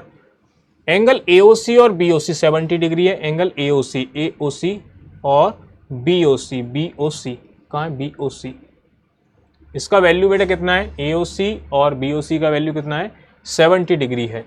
ठीक है, इन दोनों का सम 70 है। ए ओ सी और बी ओ सी 70 कैसे हो सकता है, ये तो आपका लाइन पर बन रहा है, ए बी लाइन पर, A B and C D. चलिए कोई नहीं, बी ओ डी आपको दे रखा है, बी ओ डी कितना दे रखा है, 40 डिग्री दे रखा है। आपको बताना है बी ओ ई आपको बताना है, इसका वैल्यू आपको बताना है। तो यहाँ पर अगर इसका वैल्यू बेटा, ये कुछ यहाँ पर गड़बड़ी है, ए ओ सी और बी ओ सी का वैल्यू 70 कैसे हो सकता है, ये तो पूरा 180 होगा ना, ये पूरा एंगल 180 होगा, कुछ गड़बड़ी है, कुछ गड़बड़ी है। ए ओ सी यहाँ पे बेटा थोड़ी सी मिस्टेक है कुछ प्रॉब्लम में, क्योंकि इसका वैल्यू 180 होगा, आपको भी पता है, क्योंकि ये लीनियर पेयर है। तो यहाँ पर थोड़ी सी मिस्टेक है कुछ, इसलिए प्रॉब्लम नहीं हो पाएगा। बाकी इजी क्वेश्चन है, आप इसको देखना, इजी क्वेश्चन, ऐसा कुछ इसमें टफ नहीं है। ठीक है, आगे बढ़ते हैं। यहाँ पर बेटा नेक्स्ट है पी ओ क्यू आपके पास इस तरह से रखा है, और एंगल पी ओ आर आपको x 4x इस तरह से रखा है। आपको क्या बोला, x की वैल्यू बतानी है, तो ये आपके लीनियर पेयर हो जाएंगे दोनों, 2x प्लस 4x, इसकी वैल्यू 180 के इक्वल होगी। तो यहाँ से आप बोल सकते हैं x की वैल्यू कितनी होगी, 6x इक्वल टू 180। तो यहाँ से आप बोल सकते हैं x की वैल्यू कितनी होगी, 30 डिग्री के इक्वल होगी। कितना आ जाएगा इसका, 30 डिग्री आंसर आ जाएगा, ये तो ईजी है। चलिए यहाँ पर बोला बेटा ए ओ सी और बी ओ डी, ए ओ सी और बी ओ डी इन दोनों का वैल्यू बेटा 75 है सम। तो आपको बताना है सी ओ डी की वैल्यू क्या होगी। तो भैया इसको मैंने x डिग्री मान लिया, तो यहाँ से आप बोल सकते हैं इसका सम प्लस इसका, इन तीनों का वैल्यू किसके बराबर होगा बेटा, सम का, बोलो 180 के इक्वल होगा। तो यहाँ से आप बोल सकते हो कि x का वैल्यू कितना होगा 180 माइनस का 75 डिग्री। तो ये आपके पास आएगा 7 और 5 और यहाँ पर आ जाएगा आपके पास 105 डिग्री। बात समझ में आ रही है? 105 डिग्री इसका आंसर आप करेक्टली कर सकते हैं ना। लीनियर पेयर है बच्चों, ये क्या है बच्चों? लीनियर पेयर है। बात समझ में आ रही है? So this is linear pair. ठीक है, नेक्स्ट प्रॉब्लम आपके पास वैल्यू ऑफ y आपको बताना है। तो यार बिल्कुल आसान है भी, है ना। तीनों को ऐड कर दो तो 10y आ जाएगा। 10y इक्वल टू क्या बोलोगे 180। तो यहाँ से y की वैल्यू कितने आ जाएगा बेटा 80 डिग्री के इक्वल आ जाएगा। किसको इक्वल आ जाएगा 80 डिग्री के इक्वल आ जाएगा। लीनियर पेयर का कॉन्सेप्ट है। यहाँ पर नेक्स्ट है बच्चों, यहाँ पर आपको पास दे रखा है इसका रेशियो, ए और बी का रेशियो कितना दे रखा है 2 और 3। तो आप इसको 2x मान लो, इसको 3x मान लो। बात समझ में आ रही है? और ये आपके पास 90 दे रखा है। तो यहाँ से आप x की वैल्यू बता सकते हो। इन तीनों को जब आप ऐड करोगे तो कितना आ जाएगा 180 के इक्वल। तो यहाँ से 5x प्लस 90 किसके इक्वल आएगा बेटा 180 के। तो यहाँ से x की वैल्यू कितनी आएगी बोलो, कितनी आएगी बेटा 90/5। तो आपके पास आ जाएगी बेटा 1 और ये आपके पास 1 और 8 80 डिग्री आ जाएगी x की वैल्यू। अगर x की वैल्यू 80 आ गई तो ये कितना एंगल हो जाएगा बेटा 54। 18 3 जा और 18 2 जा 36। तो आपके पास ये 54 आ गया। आपसे c पूछा है तो ध्यान से सुनो, ये b है आपके पास, ये c है। तो ये दोनों क्या है लीनियर पेयर हैं ये भी। अब ये अगर 54 डिग्री है तो ये कितना आ जाएगा भाई, ये कितना आ जाएगा बोलो। ये आपके पास 180 से माइनस करो 54 तो आपके पास मिलेगा 126 डिग्री। 126 है इसमें, इसमें कुछ दिक्कत है। 126 आएगा यहाँ पर, 120 नहीं 126 डिग्री आएगा। कितना आएगा बेटा 126 डिग्री इसका आंसर पाया जाएगा। यहाँ तक कि सारे बच्चों को बात समझ में आ गई होगी मेरे ख्याल से। एक बार कमेंट यार करके बता दो जल्दी से, है ना। सारे बच्चे प्लीज़ कमेंट करके बता दिया करो, मैं आपकी कमेंट रीड करूँगा। जल्दी बताओ, जल्दी से कमेंट करके। यहाँ तक कि अगर आपको बातचीत समझ में आई है तो जल्दी से बताना बेटा, ठीक है। जल्दी जल्दी बताना सारे बच्चे, कमेंट में मेरे को पता चल जाएगा कि कितने बच्चों को ये वाली बात समझ में आ रही है, कितने को नहीं आ रही है। ठीक है, यहाँ पर बच्चों n माइनस एक्स का वैल्यू 3 डिग्री है। अरे वाह, n माइनस एक्स का वैल्यू 3 डिग्री है, 3 डिग्री। ठीक है, then the value of x and n बताना है आपको। और आपको यहाँ पर देखो ध्यान से, इसको जब आप ऐड करोगे तीनों को तो यहाँ पर n प्लस एक्स प्लस 150 किसके इक्वल आएगा 360 के। तो यहाँ से n प्लस एक्स का वैल्यू किसके इक्वल आएगा 360 में से अगर मैं 150 को माइनस कर दूं, कंप्लीट एंगल है बेटा, कंप्लीट एंगल 0 1 2 210 के इक्वल। तो n प्लस एक्स की वैल्यू 210 है, n माइनस एक्स की वैल्यू 3 है, इसकी वैल्यू बेटा 210 है।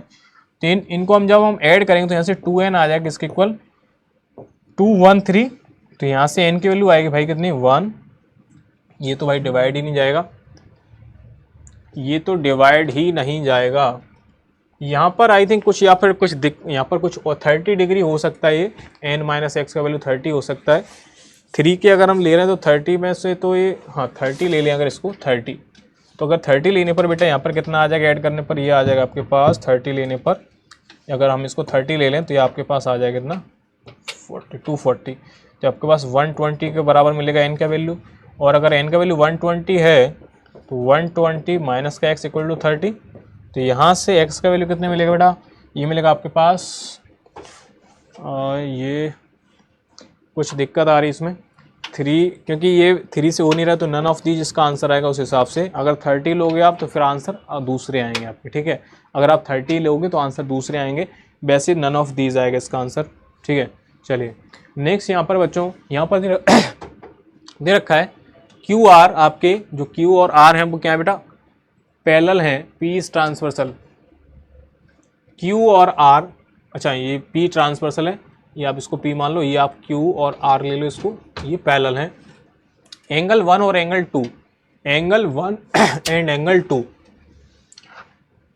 इफ एंगल 1 एंड एंगल 2 का रेशियो बेटा, इसका रेशियो कितना दे रखा है आपके पास 3:2, ठीक है। तो यहाँ से आप इसका वैल्यू निकाल सकते हो 1 और 2 का। कैसे निकाल सकते हो, क्योंकि बच्चा ये क्या है आपके लीनियर पेयर है, 1 और 2 क्या है आपके लीनियर पेयर है, जिसका मतलब इसका वैल्यू कितना आ जाएगा, इसको आप मान लो क्या 3x प्लस 2x, इसका मतलब है ये आपके 180 के इक्वल होंगे।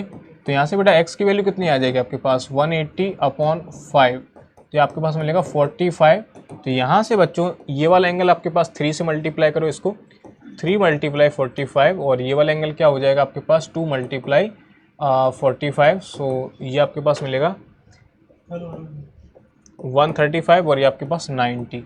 अब ये आपके पास 135 आपसे क्या पूछा, 3 और 4 का वैल्यू पूछा है। तो बच्चों 1 के वर्टिकली अपोजिट क्या है बेटा यहाँ पर, तो 3 की वैल्यू कितनी आ जाएगी 90 और एंगल 4 की वैल्यू आ जाएगी 135। तो भाई मिस्टेक कहाँ है इसमें, कहाँ गड़बड़ी हो गई, 3 और 2 आ गया, ठीक है 5x आ गया, 180 45 हो गया और 135 कुछ गलत लिखा है इसमें, कुछ गलत लिखा है। 3 और 4 की वैल्यू आपको बतानी है, एंगल 3 और एंगल 4 की वैल्यू आपको बतानी है।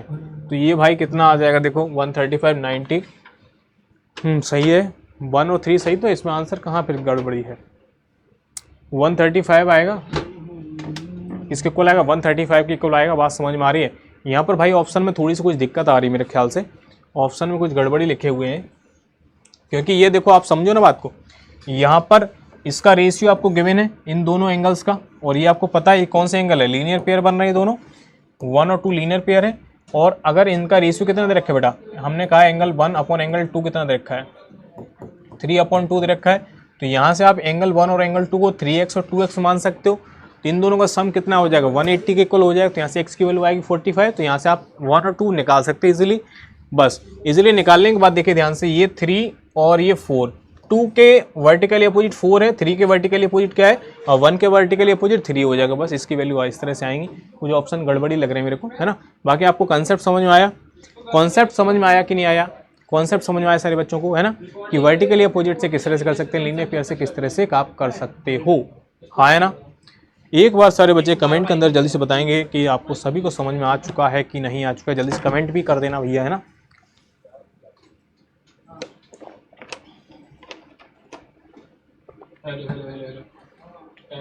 चलिए नेक्स्ट देखिए, यहाँ पर बच्चों आपको दे रखा है, क्या दे रखा है, ए बी और सी डी, ए बी और सी डी आपके पैरेलल लाइन है, ये दोनों पैरेलल है बच्चों, है ना। और ई एफ परपेंडिकुलर है सी डी पर परपेंडिकुलर इस तरह से। अब ये इधर भी परपेंडिकुलर ही होगी, ये भी परपेंडिकुलर होगा, 90 ही बनेंगे एंगल, बना, बात समझ में आ रही। जीईडी का वैल्यू बेटा, जीईडी का वैल्यू, इस जीईडी का वैल्यू पूरा कितना है बेटा, ये कंप्लीट कितना है 126 डिग्री। अब अगर ये 90 है तो ये कितना बचा, 90 में से अगर मैं इसको माइनस करूं तो 36 डिग्री बचेगा, ये वाला एंगल 36 डिग्री बचेगा बच्चा, ये वाला 36 बचेगा। अब अगर ये 36 आ रहा है तो आपसे बोला है ए जी की वैल्यू बताओ, ए जी ई, अच्छा ये वाला वैल्यू आपको बतानी निकाल के, ठीक है। कैसे बताओगे इसको निकाल के, देखो बच्चों अगर आप इस एंगल को फाइंड कर लो, इस वाले एंगल को, तो ये 180 से माइनस करके ये वाला एंगल आ जाएगा।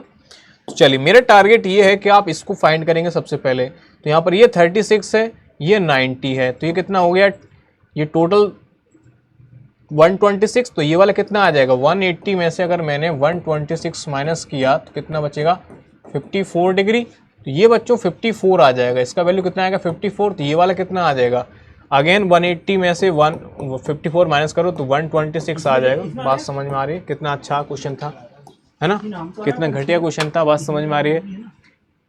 देखो इस तरह क्वेश्चन आपके पेपर में आते हैं और इसी तरह क्वेश्चन आपके पेपर में आएंगे।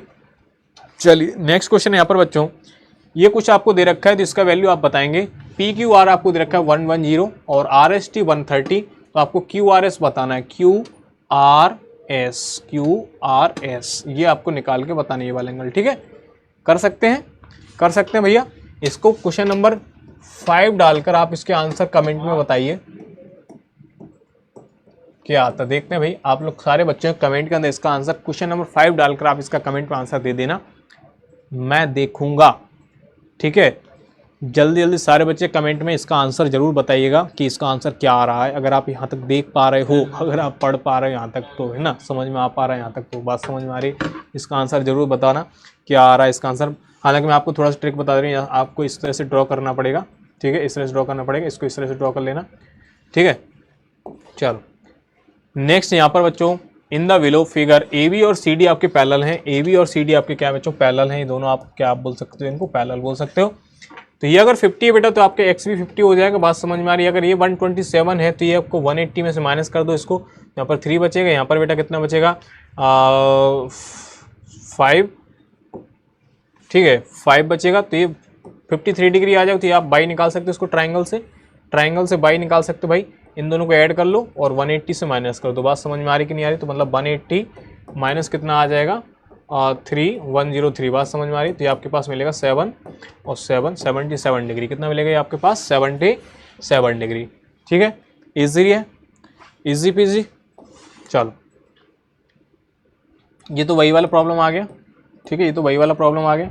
चलिए इसको करके बताएंगे, इसको कमेंट में करके बताएंगे क्या? चलो मैं करके बता दे रहा हूँ इसको। यहाँ पर देखो बच्चा पार्टी, यहाँ पर आपको दे रखा है क्यू टी। ये अच्छा क्वेश्चन है, this is very good question, very good question, VG Q, very good question बच्चों। इसको हम कैसे करेंगे, कैसे करना है आपको देखना है ना। चल यहाँ पर बच्चों क्यू टी आपको दे रखा है परपेंडिकुलर है पी आर के, ये आपके 90 डिग्री एंगल बना रहा है। ठीक है, और टी क्यू आर आपको दे रखा है टी क्यू आर 40 डिग्री दे रखा है, और एस पी आर आपको कितना दे रखा है 30। तो आपको बताना है एक्स और वाई, बताना है एक्स और वाई की वैल्यूज आपको निकाल के बतानी है। तो यहाँ पर बच्चों ध्यान सुनना, ये 90 है। ठीक है, तो इस ट्राइंगल के अंदर, इस वाले ट्राइंगल के अंदर आप देख सकते हो ये 40 है, ये 90, तो कितना हुआ टोटल 90 प्लस 40 कितना होता है 130। तो ये कितना आ जाएगा बोलो, ये कितना आ जाएगा 130, 50 डिग्री आ जाएगा, 50 डिग्री आ जाएगा। अगर ये 50 आ गया तो आप इस ट्राइंगल में आप बहुत बल से बता सकते हो, इस ट्राइंगल के अंदर, इस वाले ट्राइंगल के अंदर, इसके ये वाला लाल वाला ट्राइंगल देखो ध्यान से, ये वाला ट्राइंगल, अगर ये 50 है, ये वाला एंगल 30 है, तो ये वाला एंगल कितना होगा 100 होगा। और अगर ये 100 है तो ये दोनों तो भाई वर्टिकली वो है आपके लीनियर पेयर, तो यहाँ से y कितना आ जाएगा, y कितना आ जाएगा 80 डिग्री आ जाएगा। बात समझ में आ रही, 80 डिग्री आ जाएगा। तो ये थोड़ा सा यहाँ पर आसान क्वेश्चन थे, कोई दिक्कत नहीं इसमें। ठीक है, चलो यहाँ पर दे रखा है, यहाँ पर आपको एंगल x 62 डिग्री दे रखा है, एंगल x का वैल्यू 62 है, और एक्स वाई जेड आपको 54 दे रखा है, एक्स बाई जेड ये आपको 54 दे रखा है। तो आपको बताना है ओ बाई और O Z are the bisector of angle X Y Z और angle X Z Y respective of triangle X Y Z. ठीक है, फाइंड आपको बताना है ओ जेड बाई ये बताना है, और बाई ओ जेड ये बताना है आपको। ये दोनों बातें पूछी गई हैं। ठीक है, अगर आपको ये 62 दे रखा है और ये आपको दे रखा है भैया 54, ठीक है ये 54 है, तो आप बच्चों ध्यान सुनना, ये आपका ट्राइंगल जो बनता है आप कुछ इस तरह से आप बोल सकते हो बच्चों, ये आपका इस तरह का ट्राइंगल बन रहा है। यहाँ पर कुछ आप इस तरह को बोल सकते क्या है, ये इसका आधा होता है। ठीक है, यहाँ पर जो लिखा है इसका डबल कर सकते हो आप इसको। ठीक है, 62 को आप यहाँ पर डबल कर दीजिए। ठीक है, और यहाँ पर कितना आ रहा है 27, तो इसको आप निकाल सकते हैं इजीली। ठीक है बात, बस ये थ्योरम है। ठीक है, बेसिकली थ्योरम है कि आप यहाँ पर ये वाला जो एंगल है आप इसको यहाँ पर डबल करके लिख सकते हो। ठीक है, चाहे तो आप कर भी सकते, इसको सॉल्व भी कर सकते हो। कैसे कर सकते हो सॉल्व, देखो ध्यान से मैं कराता हूँ सॉल्व।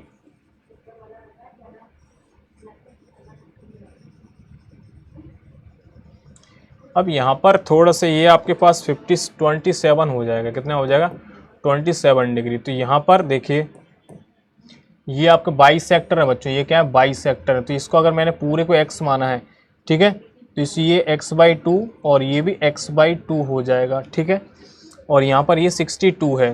तो आप पहले इस ट्राइंगल, बड़े ट्राइंगल में देखो ध्यान से, इस बड़े ट्राइंगल में पूरे में, तो यहाँ पर 62 प्लस ये x हो जाएगा और प्लस ये 54। तो यहाँ से आप x की वैल्यू बता सकते हो, x की वैल्यू निकाल सकते हो, कितना आ जाएगा 180 माइनस ये दोनों को ऐड करो तो ये 6 और 1 6। यहाँ पर ये आपके पास कितना मिल जाएगा 4 और यहाँ पर 6, 64 डिग्री, कितना मिलेगा बेटा यहाँ पर 64 डिग्री। बात समझ में आ रही है। एक्स की वैल्यू मिलेगी 64, तो ये 64 मतलब ये हाफ कितना हो जाएगा इसका 32, ये 27 है, ये 32 है, तो इसका वैल्यू आप बता सकते हो भैया इस ट्राइंगल के अंदर, इसका वैल्यू बता सकते हो ओ वाई जेड के अंदर। ये आपके पास 27 है, ये आपके पास 32 है, तो इसका वैल्यू निकाल सकते हो भैया, निकाल सकते हो सारे बच्चे। ठीक है, तो ये आप आसानी से कर सकते हो इसको। ठीक है, इसका आंसर आप आसानी से ला सकते हो। चलो ये वाला प्रॉब्लम कहाँ है। अगर आपको यहाँ पर y और x चाहिए तो भैया ये भी बिल्कुल आसान है। देखो यहाँ पर ये आपके पैरेलल है, तो ये 65 है, तो ये टोटल कंप्लीट 65 हो जाएगा बस। तो x प्लस 28 इक्वल टू 65 लिख देना। उसके बाद आपकी वैल्यू अगर x आ जाए तो ये 90 है, ये आपके पास x की वैल्यू आ जाएगी यहाँ से, तो ये आप y निकाल सकते हो इसीलिए। चलो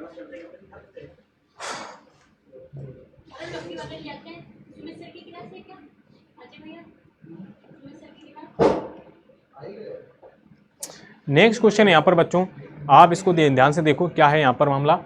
यहाँ पर given 4 points A B C D such that they 3 points A B C are collinear by joining these points in order we get. A B C D है तो इसको हम A B C are collinear, क्या है बच्चों ये ए B सी क्या है बेटा कोलिनियर, मतलब एक ही लाइन पर है ए बी सी। ठीक है, गिवन 4 पॉइंट्स आपके A B C D such that 3 points A B C are collinear, इस तरह से है। By joining these points in order, A को बी से, बी को सी से, सी को डी से, तो स्ट्रेट लाइन क्या बनाएंगे ये। अब देखो अगर आप इनको ज्वाइन करते हो, डी पॉइंट आपको नहीं पता कोलिनियर है या फिर नहीं है, बात समझ में आ रही है, ये आपको नहीं पता है कोलिनियर है या फिर नहीं है। तो यहाँ पर भाई अगर ये पॉइंट यहाँ पर हुआ, सुनना ध्यान से, अगर ये लाइन पर ही हुआ तो ये तो लाइन बनेगा स्ट्रेट लाइन। अगर ये मान के चलिए यहाँ पर हो गया डी, तो आप क्या करोगे, ए को बी से मिलाए, बी को सी से, सी को डी से और डी को फिर ए से, तो यहाँ पर ट्राइंगल बन जाएगा। तो ज़्यादा से ज़्यादा यहाँ पर क्या बनेगा, देखो यहाँ पर आप कुछ कह नहीं सकते। अगर डी पॉइंट बच्चों लाइन पर हुआ तो स्ट्रेट लाइन बना लेगा। अगर वो भाई क्या हुआ इस तरह से हुआ, अगर कोलिनियर नहीं हुआ तो फिर क्या बनाएगा, ट्राइंगल बनाएगा। तो आप क्या बोलोगे इसमें, नन ऑफ दीज बोलोगे, इसमें से कोई नहीं। बात समझ में आ रही, इसमें से कोई नहीं। ठीक है, क्योंकि आपको नहीं पता है कि वो डी कहाँ पर होगा, है ना। चलिए नेक्स्ट यहाँ पर है ना quadrilateral A B equal to B C and C D equal to D A, then quadrilateral become क्या हो जाएगा बच्चों। तो किसी भी क्वाड्रिलेटरल के अंदर इस तरह से दे रखा है कोई क्वाड्रिलेटरल, सुनना ध्यान से, ए बी सी डी, ठीक है, A B C D quadrilateral बच्चों, ए बी सी डी। तो यहाँ पर ए बी दे रखा है बेटा बी सी के इक्वल और सी डी दे रखा है किसके इक्वल, डी ए के इक्वल। बात समझ में आ रही है। तो यहाँ पर आपसे क्या बोल रहा है कि ये क्या होगा। ठीक है, तो यहाँ पर पैरेललोग्राम के लिए कंडीशन क्या होती है, पैरेललोग्राम के लिए कंडीशन क्या होती है बच्चों।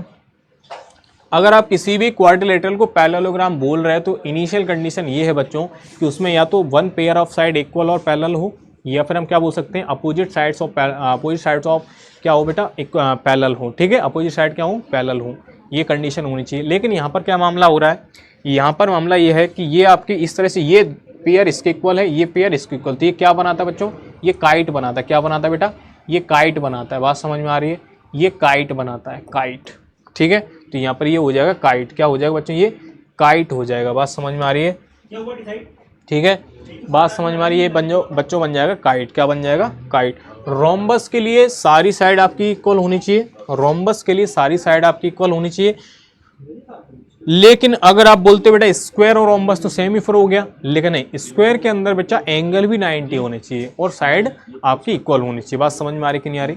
ठीक है, चलो यहाँ पर नेक्स्ट दे रखा है in a parallelogram ABCD parallelogram बच्चा। यहाँ पर what is the sum of the angle X Y Z, X Y Z का सम कितना होगा। तो बच्चों याद रखना ये अपोजिट एंगल का सम बेटा 180 होता है, तो यहाँ पर भी इनका सम 180 के इक्वल होगा। ठीक है, तो यहाँ पर आपके ये जेड है, ये आपका वाई है, ये आपका एक्स है। ठीक है, तो ये आपका एक्स वाई है, ये आपका एक्स है और ये आपका पूरा कंप्लीट जेड है।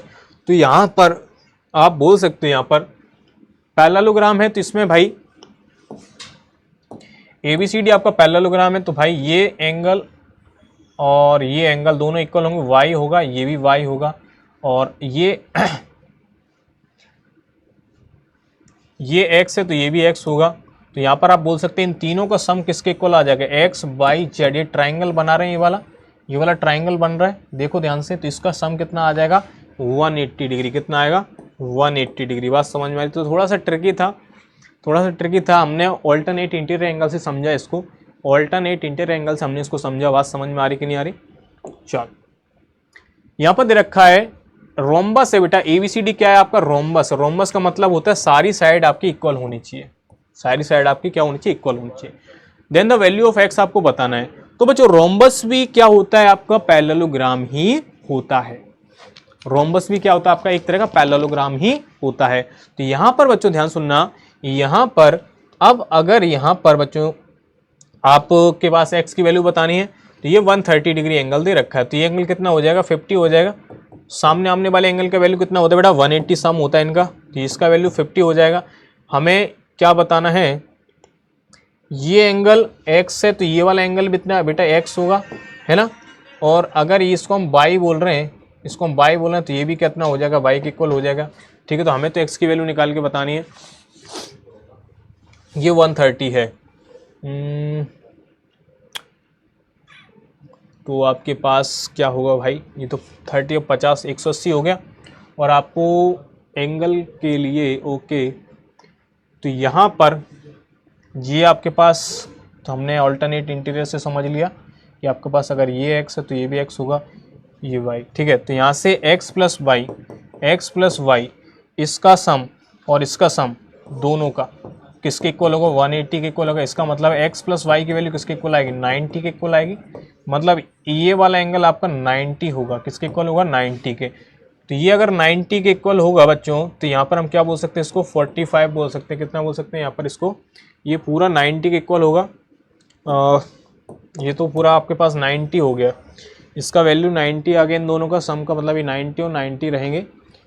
ठीक है, तो 180 आ रहा है। अब यहाँ से अगर मैं इसकी बात कर रहा हूँ, ये कितना होगा? ये वाला, ठीक है, ये तो पूरा 90 होगा इसका सम। 90, ठीक है, इसका सम 90 आ गया। अब अगर ये पैरेललोग्राम बेटा, ये क्या है आपका? पैरेललोग्राम है, तो हम यहाँ से क्या बोल सकते हैं? ये 90 आ गया, तो यहाँ से सेम साइड वाला आप लगा सकते हो कॉन्सेप्ट, सेम साइड वाला। तो यहाँ से आपके पास x प्लस वाई की वैल्यू किसके बराबर आ रही है? 90 के। तो यहाँ से कुछ गड़बड़ी हो रही है इसमें, आप इसको चेक करना, कुछ गड़बड़ी हो रही है इसमें यार। यहाँ पे कुछ और भी इंफॉर्मेशन दी होनी चाहिए। देखते हैं। ये पूरा x है, अगर ये पूरा अगर x है तो फिर तो 50 आना चाहिए। चल छोड़, आप इसको चेक कर लेना एक बार, है ना, ट्राई करना इसको। अभी टाइम नहीं तो आ जाएगा, इसमें कोई बड़ी दिक्कत नहीं, लेकिन आप उसको चेक कर लेना एक बार, है ना। So that the diagonals of a rhombus are perpendicular to each other. मतलब ये आपको बताना है कि यहाँ पर ये एंगल कितना है? 90 है, ये डायगोनल है बच्चों, और ये रोम्बस है। तो रोम्बस में हमें क्या बताना है कि ये डायगोनल जो है वो 90 डिग्री का एंगल बनाते हैं। ठीक है, अगर ये 90 डिग्री का एंगल बनाते हैं तो हमको बताना है कि कैसे बनाते हैं, चेक करना है। तो हमें क्या करना पड़ेगा? इसको 90 बताना पड़ेगा। तो हम इसको और इसको दो ट्राइंगल ले लेते हैं। क्या कर लेते हैं? इस ट्राइंगल को और इस ट्राइंगल को ले लेते हैं। अब हमको पता है यहाँ पर कि डायगोनल एक दूसरे को बाइसेक्ट कर रहे हैं। देखो ये और ये इक्वल है। ठीक है, बात समझ में आ रही है। और रोम्बस है तो इनकी साइड सारी इक्वल होंगी, ये भी इक्वल हो जाएगा और यहाँ से इक्वल हो जाएगा। बात समझ में आती है? ये एस एस एस के द्वारा कॉन्ग्रुएंस हो जाएंगे। बात समझ में आ रही है? दोनों ट्राइंगल एस एस एस के द्वारा कॉन्ग्रुएंस हो जाएंगे। तो यहाँ पर हम बोलें कि ये वाला एंगल और ये वाला एंगल भी बराबर होगा CPCT से। तो ये दोनों तो लीनियर पेयर हैं बच्चों। एंगल क्या है? ये आपके लीनियर पेयर हैं। तो अगर आप ये दोनों एंगल आप एक्स एक्स मानो, इसका वैल्यू क्या मानो? एक्स एक्स, तो ये दोनों इक्वल होंगे एक्स एक्स। ये लीनियर पेयर, तो इसका मतलब सम 180 होगा। तो एक्स का वैल्यू कितना आएगा? 90 डिग्री आएगा। हाँ है ना, एक्स के वैल्यू किसके इक्वल आएगा? इसका 90 के इक्वल आ जाएगा। बिल्कुल सही बात है। ठीक है, तो यहां पर देखिए ध्यान से,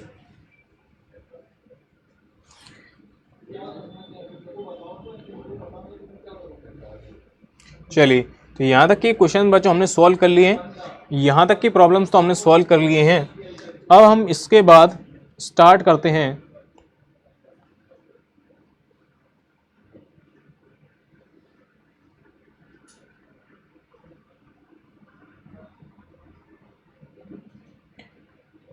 चलिए अब आपके पास जो पेयर ऑफ लीनियर वो वाला चैप्टर है उसको हम सॉल्व करते हैं, लीनियर इक्वेशन वाला। ठीक है, तो लीनियर इक्वेशन वाला चैप्टर हम सॉल्व करेंगे यहाँ पर कि लीनियर इक्वेशन में सॉल्यूशन क्या होता है। लीनियर इक्वेशन का सॉल्यूशन दे रखा है, represent a point on X axis Y axis, find the solution of the linear equation which represent a point on X axis और वाई एक्सिस। देखो बच्चों, एक जो लाइन है आपकी, जो लीनियर इक्वेशन होती है, ध्यान सुनना, लीनियर इक्वेशन बच्चों क्या होती है, सुनो, लीनियर इक्वेशन होती है बेटा A X plus B Y plus C equal to 0। यहाँ पर ए क्या होता है, एक्स का कोफिशिएंट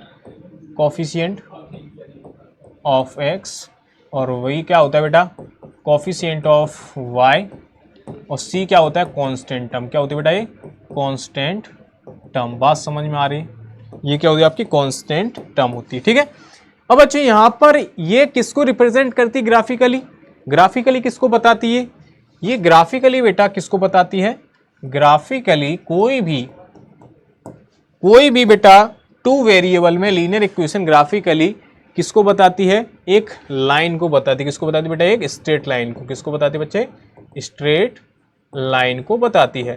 अब स्ट्रेट लाइन पर क्या होते हैं बच्चों, सॉल्यूशन होते हैं, इस तरह से सॉल्यूशन होते हैं। बात समझ में आ रही कि नहीं आ रही। ये जो पॉइंट होते हैं यहाँ पर स्ट्रेट लाइन पर, तो यही क्या होते हैं आपके सॉल्यूशन होते हैं। जिसमें मैंने कहा ये पॉइंट आपका x1 y1, तो ये इसको सेटिस्फाई करेगा बेटा, इस लीनियर इक्वेशन को। बात समझ में आ रही है। तो जो पॉइंट इसको सेटिस्फाई करते हैं उसके सॉल्यूशन हो जाते हैं। अब बेसिकली अगर मैं बात कर रहा हूँ कि कोई भी आपके पास पेयर ऑफ लीनियर इक्वेशन है, ठीक है, टू वेरिएबल, तो आप उसको कितने सॉल्यूशन होंगे, उसके इनफाइनाइट सॉल्यूशन होंगे। बात समझ में आ रही है। अब वहां पर हम बेटा यहाँ पर मान के चलिए आपके पास लिखा है x plus 2y equal to 8। अगर आप यहाँ पर बच्चों आपको याद होगा कि x एक्सिस, अगर आप यहाँ पर बेटा x की वैल्यू 0 रखते हो तो यहाँ पर x की वैल्यू 0 होती है और y की वैल्यू कुछ ना कुछ आती है, और ये x एक्सिस पर होता है बेटा, x एक्सिस पर क्या होता है, पॉइंट एक होता है 0 x,0। तो आप अगर बेटा यहाँ पर x की वैल्यू 0 पुट कर रहे हो, x की वैल्यू इसमें इस इक्वेशन के अंदर 0 पुट करते हो, तो यहाँ से y की वैल्यू क्या आएगी, 2y इक्वल टू 8। तो यहाँ से आप y बोल सकते हो किसके इक्वल 4 के। तो यहां से एक पॉइंट मिलेगा आपको बेटा, पॉइंट क्या मिला, 0,4। ये पॉइंट कहां पर बेटा, ऑन y एक्सिस। कहां पर है बच्चे, ये ऑन y एक्सिस। तो ये भी इसका सॉल्यूशन होगा। अगर आप यहां पर बच्चों क्या बोल रहे हो कि y इक्वल टू 0 पुट किया इस इक्वेशन के अंदर, तो यहां से x की वैल्यू किसके इक्वल आएगी, 8 के। तो यहां से पॉइंट आपको क्या मिलेगा, 8,0। ये क्या हो जाएगा, सॉल्यूशन हो जाएगा इसका। क्या हो जाएगा, ये सॉल्यूशन हो जाएगा इसका। तो ये पॉइंट कहां पर है, एक्स एक्सिस पर लाई कर रहा है। कहां पर लाई कर रहा है बच्चे, एक्स एक्सिस पर ये पॉइंट लाई कर रहा है। तो एक्स एक्सिस पर पॉइंट क्या आ जाएगा, 8,0, और वाई एक्सिस पर आ जाएगा बेटा 0,4 के इक्वल। बात समझ में आ रही है। तो ये यहाँ पर कुछ चीजें थी। अब सॉल्यूशन के बारे में हमने डिस्कस कर लिया, ठीक है। ग्राफिकली किसको बताता है बच्चों, ग्राफिकली ये बताता है बेटा एक स्ट्रेट लाइन को बताता है। कोई भी आपकी लीनियर इक्वेशन किसको बताती है, स्ट्रेट लाइन को बताती है। सॉल्यूशन आपके पॉइंट के फॉर्म में भी हो सकते हैं, सॉल्यूशन बच्चों आपके पॉइंट के फॉर्म में भी हो सकते हैं, ठीक है। Determine the point on the graph of the equation 2x plus 5y equal to 20 whose x coordinate is 5/2 times its ordinate. तो यहाँ पर बच्चों x कोऑर्डिनेट कितना दे रखा है, x coordinate 5/2 times its ordinate. Ordinate का मतलब क्या होता है, y एक्सिस। ऑर्डिनेट का मतलब y कोऑर्डिनेट आप बोल सकते हो। ऑर्डिनेट का मतलब क्या होता है बच्चों, ऑर्डिनेट का मतलब होता है, ऑर्डिनेट का मतलब होता है y कोऑर्डिनेट, और एब्सिसा का मतलब क्या होता है,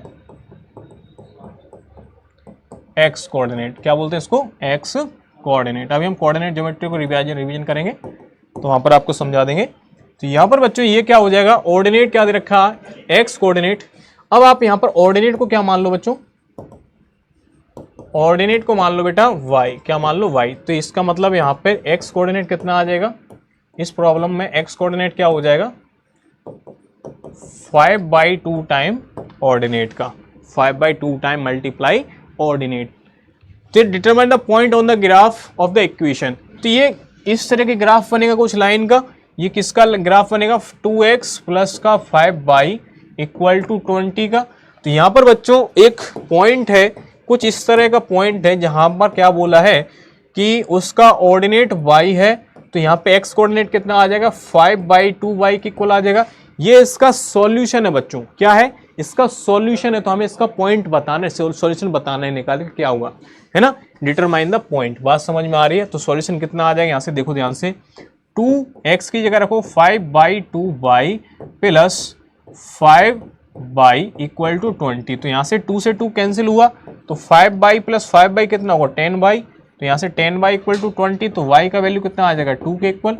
अगर y का वैल्यू 2 आ गया तो आप यहाँ से x का वैल्यू कितना बोलोगे 5/2 मल्टीप्लाई 2 मतलब 5। तो यहाँ से ये y का वैल्यू 2 है, तो आपके पास जो पॉइंट है सॉल्यूशन वो क्या है बेटा, x की वैल्यू आपके पास आ रही कितनी 5। कितनी आ रही बेटा, यहाँ पर x की वैल्यू आ रही है 5 और y की वैल्यू कितनी आ रही है 2 के इक्वल। तो आपके पास ये पॉइंट आपका सॉल्यूशन हो जाएगा। बात समझ में आ रही है, हाँ है ना। अगर आपको यहाँ तक की बात समझ में आ रही जल्दी बताना मेरे कमेंट के अंदर, अगर आपको यहाँ तक की बात समझ में आ रही सही बच्चों को। चलिए यहाँ पर बोला है determine the point on the graph of the equation, same problem है, रिपीट होगी बेटा, रिपीट है। If 2,0 is a solution, if 2,0 is a solution of the linear equation, then the value of k, ठीक है, k की value आपके निकालें। तो भैया हम क्या बोल रहे हैं कि यहाँ पर जो पॉइंट है बेटा p 2,0 ये क्या है, इस लाइन पर है बेसिकली, तभी इसका सॉल्यूशन है इसका, ठीक है। तो इसको सेटिस्फाई करेगा बच्चों, ये पॉइंट इसको सेटिस्फाई करेगा, तो हम इसको सेटिस्फाई करा दे बस। पॉइंट 2,0 क्या करेगा, इसको सेटिस्फाई करेगा बेटा, सेटिस्फाई क्यों, क्योंकि सॉल्यूशन है तो सेटिस्फाई कराएंगे जब हम। तो 2 इंटू एक्स की जगह रख दो 2 प्लस वाई की जगह रख दो 0। बात समझ में आई। तो यहाँ से के की वैल्यू कितनी निकल के आएगी, के आ जाएगा आपके पास 4 के इक्वल, हाँ है ना, के आपके पास निकल के आएगा बच्चों 4 के इक्वल, ठीक है। चलिए यहाँ पर नेक्स्ट है the graph of x minus Y equal to 0 passes through. तो ग्राफ पासिस थ्रू का मतलब क्या है, वही चीज़ है क्या, सॉल्यूशन वाली, कि भाई ये जो पॉइंट दे रखे हैं, ये जो पॉइंट है बच्चों, कौन सा पॉइंट इसको सेटिस्फाई कर रहा है, ठीक है। तो वही जो सेटिस्फाई कर जाए वहीं से ग्राफ पास हो रहा है, या फिर वही पॉइंट उसका सॉल्यूशन बोला जाएगा, ठीक है। यहाँ पर 2,3 को रखा मैंने, 2 माइनस का 3 कितना आ रहा है बेटा, माइनस का 1 आ रहा है, तो 0 तो नहीं आ रहा। 3 माइनस का 4 रखा तो कितना आ रहा है बेटा, यहाँ पर माइनस का 1 आ रहा है, ये भी। 5 माइनस 6 रखा बेटा, ये भी माइनस का 1 आ रहा है, लेकिन हमने 0 माइनस 0 रखो कितना आ रहा है, 0 के बराबर ही आ रहा है। तो इसका मतलब है LHS equal to RHS, LHS equal to RHS आना चाहिए पॉइंट को रखने पर, तभी हम उसको सॉल्यूशन बोलते हैं, तभी हम क्या बोलते हैं बच्चों, उसको सॉल्यूशन बोलते हैं, ठीक है बात। चलिए solution of the equation is आपको निकालना है, तो यहाँ से 2x plus 1 equal to x plus 3 लिखा हुआ है। तो यहाँ से बेटा x 2x माइनस का x, इधर बेटा 1 को ले जाओ, तो 3 माइनस का 1, तो यहाँ से x इक्वल टू आ जाएगा 2 के इक्वल। बात समझ में आ रही है, x इक्वल टू 2, एक x की वैल्यू बेटा 2 जो कि इसको सेटिस्फाई करेगी, मतलब ये इसका क्या हो जाएगी, सॉल्यूशन हो जाएगी। बात समझ में आ गई। चलो in a graphical representation of y equal to -4 line is parallel, इस तरह से दे रखा है। तो हम इसको अगर ड्रॉ करेंगे बच्चों, अगर हम इसको ड्रॉ करेंगे तो basically y equal to -4 line कहाँ से पास होगी, कहाँ से पास होगी, यहाँ से पास होगी, y इक्वल टू -4 से। बात समझ में आ रही। तो किसके पैरेलल है बेटा, x एक्सिस के पैरेलल है। किसके पैरेलल है बेटा, x एक्सिस के पैरेलल। तो पैरेलल टू x एक्सिस किसके पैरेलल होगी बच्चों। अगर हमसे y इक्वल टू -4 बोले तो हम -4 से निकाल देंगे। अगर आपसे बोला जाए y इक्वल टू 4 तो यहाँ से निकलेगी y equal to 4 by line. अगर आपसे बोला जाए x इक्वल टू 4 माइनस का 4 तो आपसे यहाँ से निकलेगी। अगर आपसे बोला जाए x इक्वल टू 4 तो यहाँ से निकलेगी। बात समझ में आ रही है। आप इस तरह से लाइन को ड्रॉ कर सकते हो। इसीलिए हम बोलते हैं कि लीनियर इक्वेशन हमेशा किसको बताती है, एक स्ट्रेट लाइन को बताती है। Linear equation are always represent straight line. किसको रिप्रेजेंट करती है बच्चों, स्ट्रेट लाइन को। बात समझ में आ रही कि नहीं। तो यहाँ पर बेटा सॉल्यूशन ऑफ द इक्वेशन दे रखा है। बेसिकली यहाँ पर क्या निकालना है आपको, इसमें आपको सेटिस्फाई करा के चेक कर लो यार, ठीक है। सेटिस्फाई कराओ, 0 को रखो x की जगह, 0 माइनस का 2 इंटू 2 कितना आ रहा है, माइनस का 4 आ रहा है। जबकि यहाँ पर क्या दे रखा है, 4 दे रखा है, तो ये तो इक्वल नहीं आ रहा। 4 को रखो, 4 माइनस का 0 इक्वल टू 4, तो ये सेटिस्फाई कर रहा है। वैसे तो आप इसको भी चेक कर सकते हो। 1 माइनस 2 कितना आ रहा है, माइनस का 1। यहाँ पर बेटा 2 माइनस का 0, तो ये तो 2 ही आ रहा है। तो भाई ये आपका क्या हो जाएगा, दूसरा वाला सेटिस्फाई कर जाएगा। 4,0 क्या करेगा बच्चों, इसको सेटिस्फाई करेगा इस इक्वेशन को, ठीक है। चलिए यहाँ पर दे रखा है ABC is an equilateral triangle, find the coordinate of its vertices. Vertices के कोऑर्डिनेट बताने मतलब ये बताना है आपको, ये बताना है आपको, और ये निकाल के बताना है। तो बच्चों ध्यान सुनना, ये 6 से यहाँ से लेके यहाँ तक की डिस्टेंस, ये आपका ओरिजिन है बच्चों। क्या है, ओरिजिन है। तो ये वाला पॉइंट कितना आ जाएगा, ये वाला पॉइंट आ जाएगा बेटा 6,0, और ये वाला ये आ जाएगा 0, -6। लेकिन ये वाली डिस्टेंस आपको निकालनी पड़ेगी। तभी आप इस कोऑर्डिनेट को बता पाओगे। यहाँ पर बेटा ये बाई एक्सिस है, कौन सा बाई एक्सिस है, तो यहाँ पर बाई में x 0 होगा, बस आपको इसको निकाल के बताना है। ठीक है, तो ये अभी आप फिलहाल नहीं निकाल पाओगे क्योंकि यहाँ पर बच्चों डिस्टेंस से आप सॉल्व कर पाओगे इसको। किससे सॉल्व कर पाओगे? डिस्टेंस से। तो डिस्टेंस अभी आपको नहीं आएगी निकालना। ठीक है, और कुछ तरीका है इसको निकालने का। ये तो आपके पास 6 हो गई। नहीं, अभी इसको आप सॉल्व मत करिए, फाइंड द कोऑर्डिनेट्स, है ना, क्योंकि आपको ये यहाँ पर आपको डिस्टेंस लगानी पड़ेगी। ठीक है, तो डिस्टेंस फॉर्मूला अभी आपने नहीं पढ़ा है बच्चों, अभी आप इसको निकाल नहीं सकते। बाकी इसको निकालने का आगे तरीके हैं, आगे आप पढ़ सकते, लेकिन यहाँ पर आप नहीं। इक्विलेटरल ट्राइंगल है, देखने कुछ हो जाए तो इक्विलेटरल ट्राइंगल के अंदर बच्चों ये वाली साइड टोटल कितनी हो गई? 6 + 6 12। तो यहाँ पर ये भी 12 रहेगा, तो ये 6 है, ये 12। तो यहाँ पर पाइथागोरस से लगा सकते हैं। हाँ, पाइथागोरस लगा सकते हो बेटा, इसमें आप पाइथागोरस लगा सकते हो कि यहाँ पर ये 12 है, ये 6 है, तो ये कितना आ जाएगा? इसका डिस्टेंस निकाल सकते हो आप, कितना आ जाएगा? 144 = 6 स्क्वायर प्लस OA²। तो यहाँ पर कितना आ जाएगा? OA² आ जाएगा 144 माइनस का 36, ये आपके पास मिलेगा कितना? OA² मिलेगा आपके पास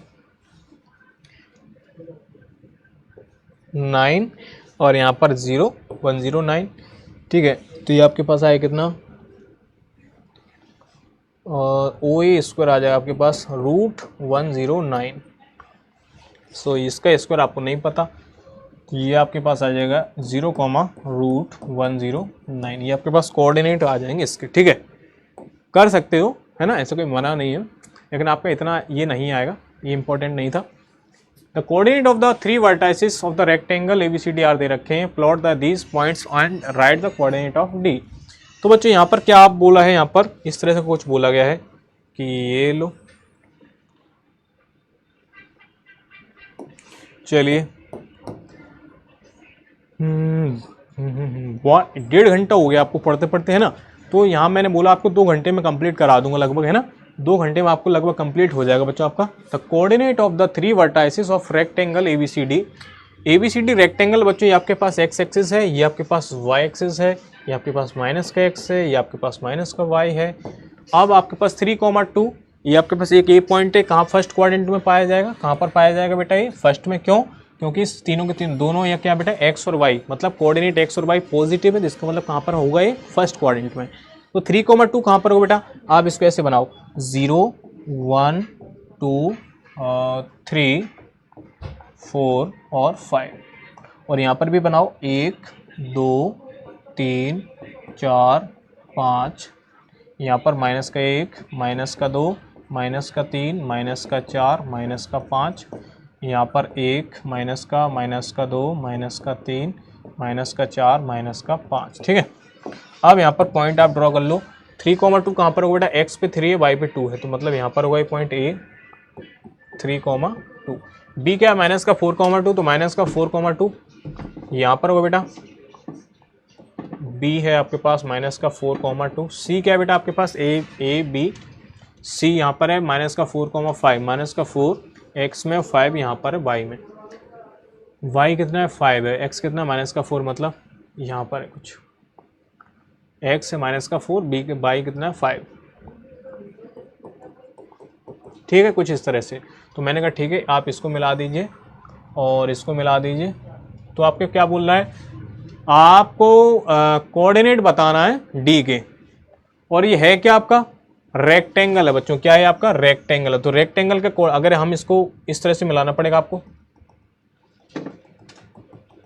ठीक है, तो ये आपका D होगा, और D में बेटा ये कहाँ से पास हो रहा है? 3 से, x 3 होगा, y 5 होगा। बात समझ में आई? 3,5 इसका रेक्टेंगल बनेगा इस तरह से D का। ठीक है, D आपका जो वर्टेक्स है उसका कोऑर्डिनेट 3,5 आएगा। ठीक है, चलो यहाँ पर दे रखा है from the figure right the coordinate of the point PQRS does the line joining PQ and Q pass through origin. बस आपको कोऑर्डिनेट बता दो यार, है ना, इतना ज़्यादा डेप्थ में नहीं आ रहा। चलिए यहाँ पर Q के आप कैसे बताओ बेटा? इस तरह से आप देखो और इस तरह से देखो। तो यहाँ पर x पे कहाँ से पास हो रही है?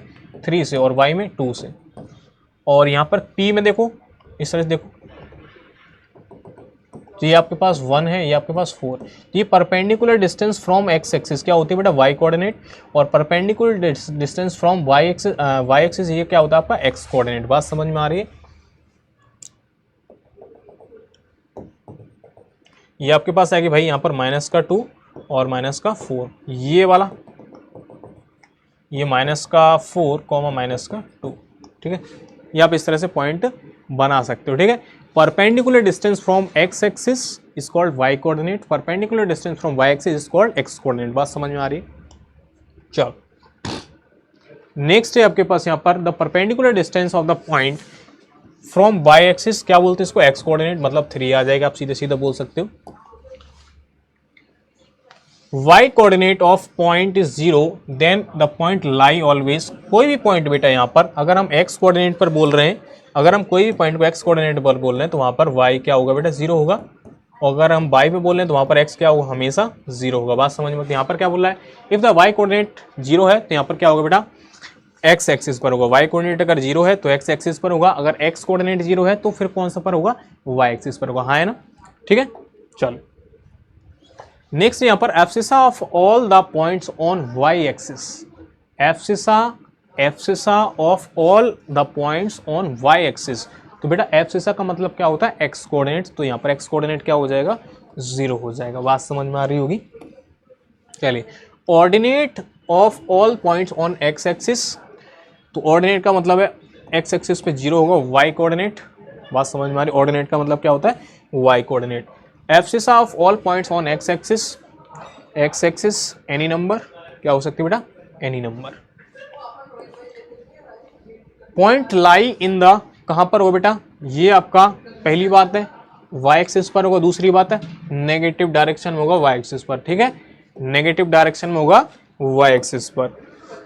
Without finding the cubes, factors करना है बच्चों। तो यहां पर आप सुनिए, यहां पर बेटा पॉलिनोमियल जो चैप्टर है आपका वो क्या है मामला, देखो ध्यान से। यहां पर बच्चों आपके पास एक आप आइडेंटिटी पढ़ते हो, यहां पर बेसिकली क्यूब है बच्चों, ये क्या है, क्यूब है, क्या है बच्चों, क्यूब है। तो आपको एक आइडेंटिटी याद होगी बच्चों, एक आइडेंटिटी आपको याद होगी, A cube plus B cube plus C cube minus 3abc किसके इक्वल होता है बेटा, a plus B plus C multiply A square plus B square plus C square minus का ए बी माइनस का बी सी माइनस का C ए, ठीक है। तो यहाँ पर अगर हम क्या बोलते हैं, अगर a plus B plus C की वैल्यू क्या आ जाए, 0 आ जाए, तो हम बोलते हैं कि A cube plus B cube plus C cube का वैल्यू किसके इक्वल होता है बेटा, 3abc के। आपको दिख रहा होगा आपको, यहाँ पर जब इसको 0 रखोगे तो यहाँ पर ये किसके इक्वल आ जाएगा बच्चों, इसकी वैल्यू आपको फाइंड करनी है, इसकी वैल्यू किसके इक्वल आ जाएगी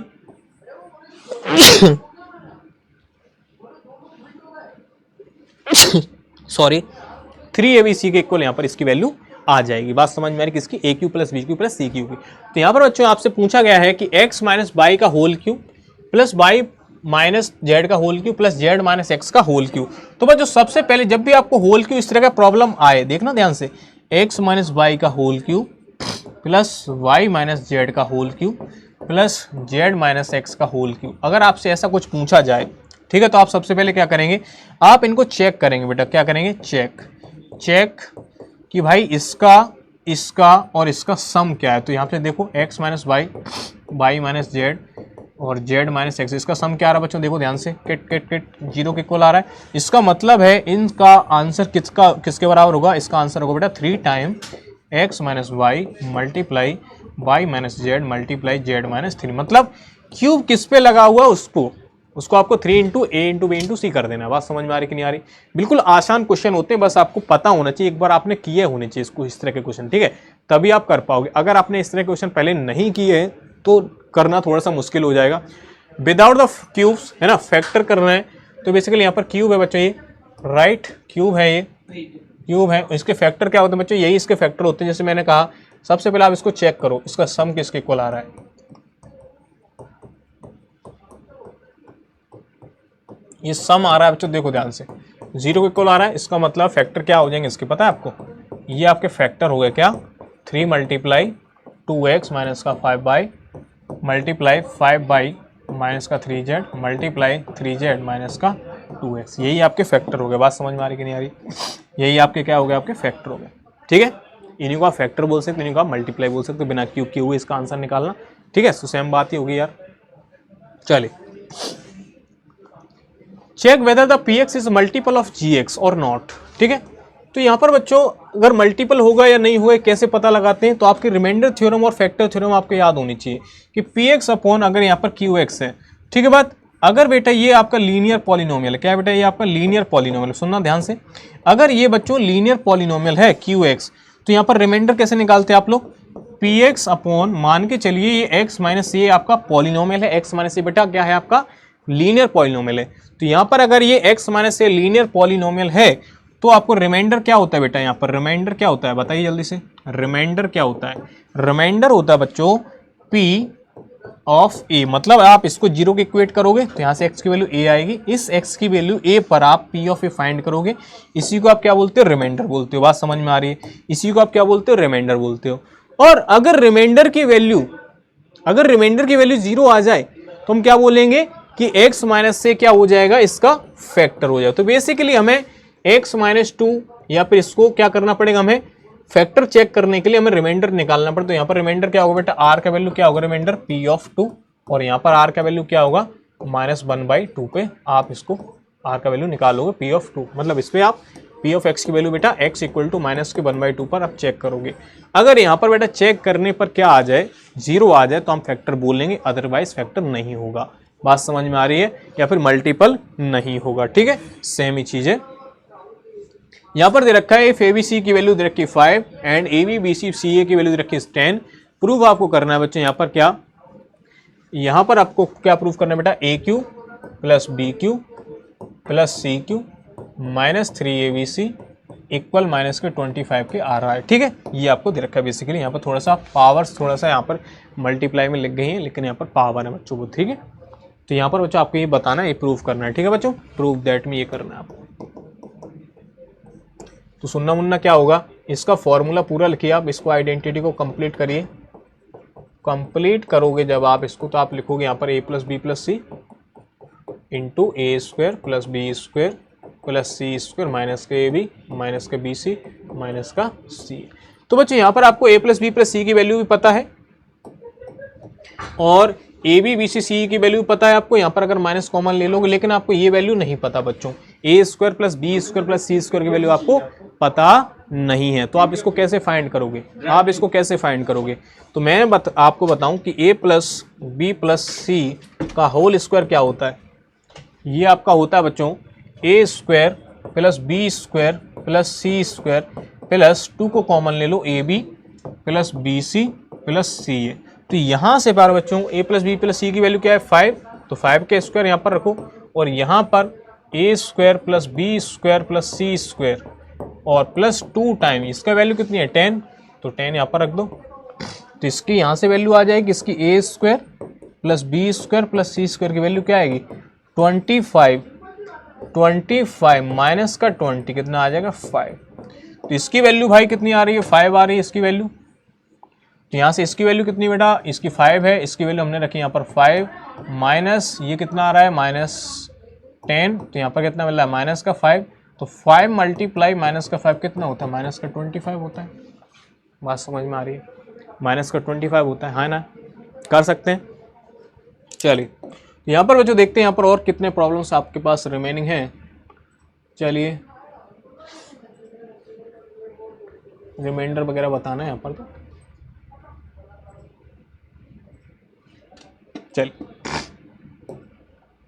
चलिए मैं आपको इस चैप्टर के क्वेश्चन जल्दी से बता दे रहा हूँ, और आपके फिर फर्स्ट चैप्टर बचेगा है ना, तो 15 मिनट में कर लेंगे first chapter. Coefficient of x square कितना होगा बेटा, यहाँ पर एक्स स्क्वायर का कोफिशिएंट यहाँ पर पूछ रहे हैं, तो कितना आ जाएगा यहाँ पर 1 आ जाएगा। बात समझ में आ रही है, 1 आ जाएगा, दिस इज 1 आंसर। नेक्स्ट यहाँ पर पूछ रहा है the value of P X for X equal to 0। तो यहाँ पर जब आप एक्स की जगह 0 रखोगे तो यहाँ पर लिखा है ये 5x माइनस का 4x स्क्वायर प्लस का 3। इसमें जब आप x की वैल्यू 0 डालोगे इसके अंदर, तो यहाँ पर भाई 0 डालने पर क्या आ जाएगा 3 के इक्वल आ जाएगा, 3 के इक्वल आ जाएगा। चलो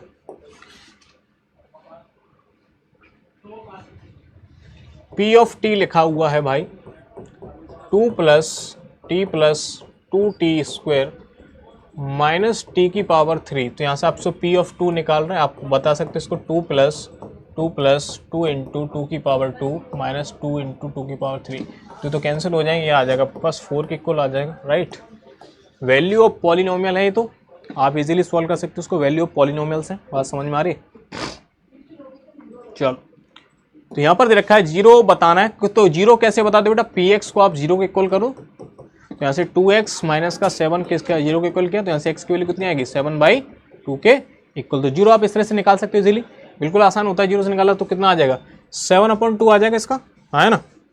चलिए नेक्स्ट यहाँ पर है ऑन डिवाइडिंग, आपके पास दे रखा है बेटा x की power 3 plus 3x square plus 3x plus 1, अगर आप बेटा इसको x से डिवाइड करते हो, किससे डिवाइड करते हो x से, तो यहाँ पर रिमाइंडर आपसे पूछ रहा है, क्या पूछ रहा है कि रिमाइंडर क्या होगा, बात समझ में आ रही r, तो हम यहाँ से बोलते हैं बेटा यहाँ से क्या है बेटा a की जगह 0 लिखा है, तो हम रिमाइंडर क्या बोलते हैं बेटा कि x इक्वल टू 0 पर, x इक्वल टू 0 पर आपको इस पॉलिनोमियल की वैल्यू निकालनी है, तो हमने कहा ठीक है 0 पर निकालो, कितना आ जाएगी 1 की इक्वल आएगी, बात समझिए, ये तो सब 0 हो जाएंगे, 0 0 0 किसके इक्वल आ जाएगी 1 के इक्वल आ जाएगी, यहाँ पर आंसर आ जाएगा आपके पास करेक्ट आंसर 1, बात समझ में आ रही है, करेक्ट आंसर आपके पास आ जाएगा 1। चलिए ऑन डिवाइडिंग x की power 3 plus 3x square plus 3x plus का 1 y 5 plus 2x gate reminder, तो यहाँ पर आप सबसे पहले काम क्या करोगे, सबसे पहला काम क्या करो, इसको 0 के इक्वल करो, यहाँ से x की वैल्यू कितनी आएगी बेटे माइनस की 5/2 आएगी।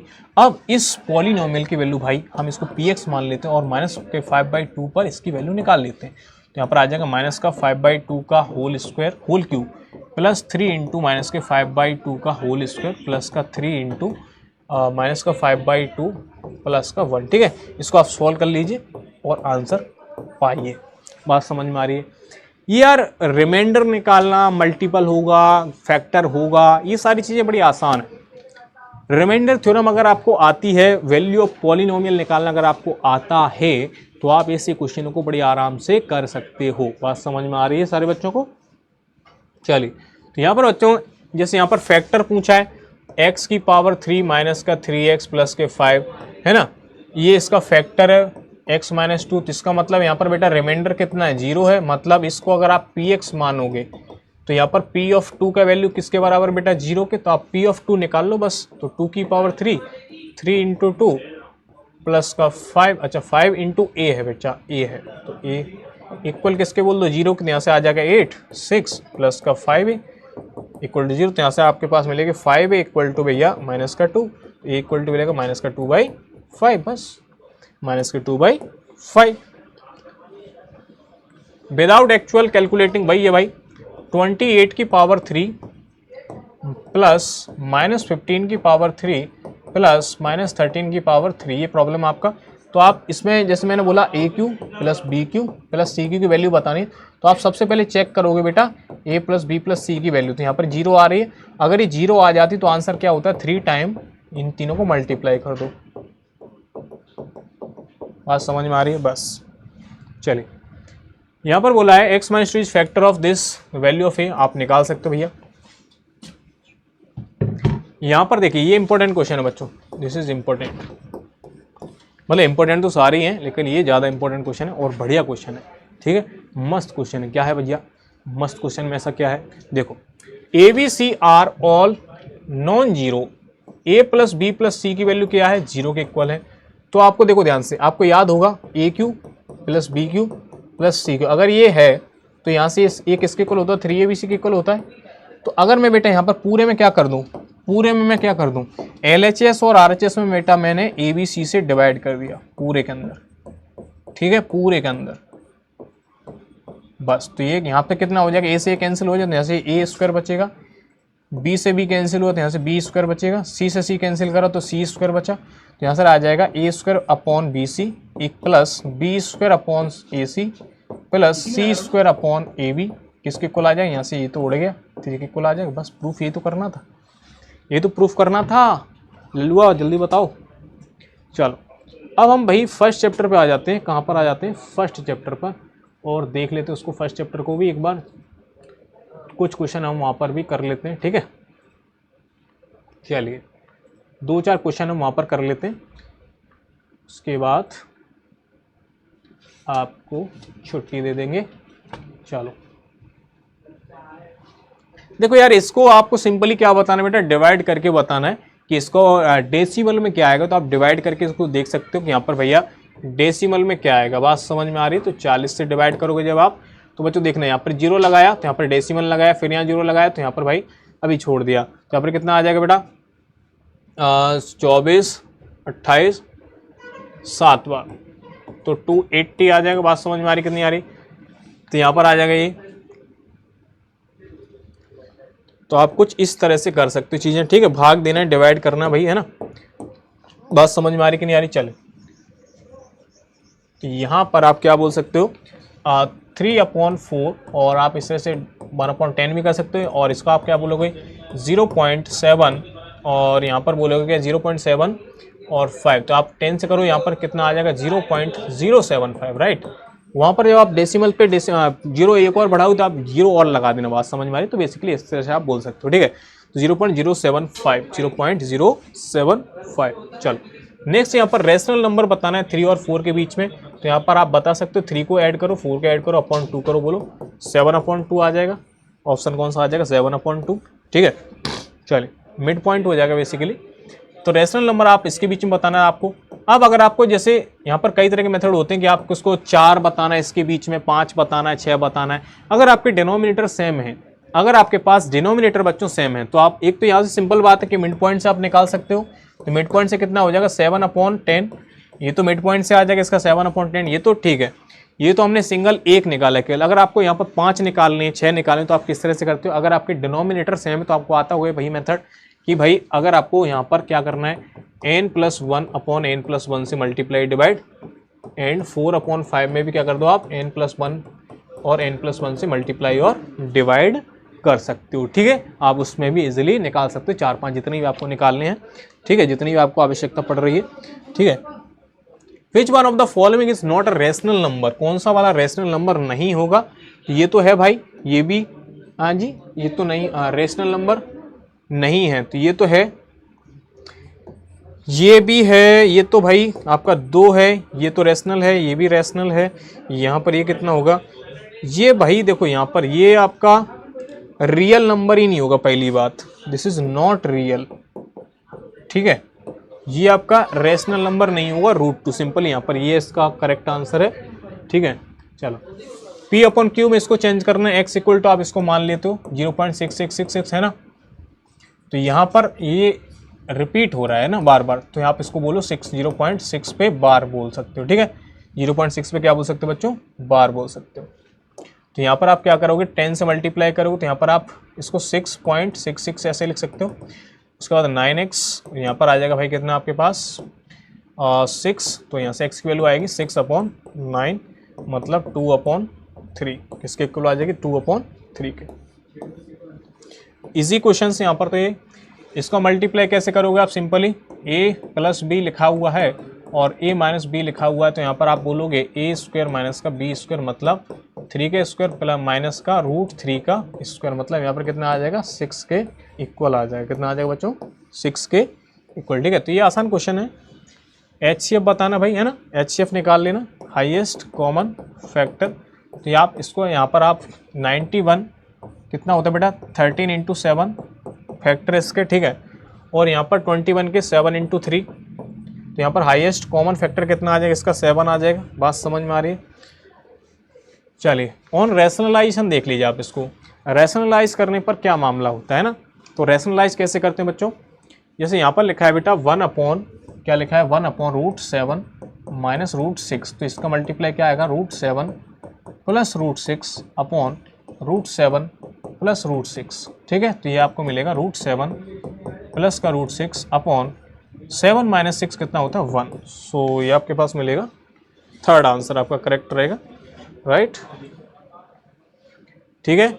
यहाँ पर बोला है रैशनलाइज करना है भैया, तो सिंपली आ जाएगा आपके पास कितना 5 - 2 करो 3 आ जाएगा, और ऊपर आ जाएगा इसका नेगेटिव, तो ये आपके पास ये आ जाएगा 3 वाला ऑप्शन करेक्ट, ठीक है। द वैल्यू ऑफ ये क्या दे रखा है पता नहीं चल रहा है, यहाँ पर क्या दे रखा है 641, कुछ करके ऐसे दे रखा है, ऐसे ये रूट दे रखा है इस पर, तो ये 8 आएगा। पावर है बेटा ये 64 की पावर 1/2, तो ये आपके पास मिलेगा 8 के इक्वल, ठीक है, 8 के इक्वल यहाँ पर मिलेगा, ठीक है। ये 32 की पावर 1/2 है, तो ये आपके पास कितना मिलेगा, 32 की पावर 1/2।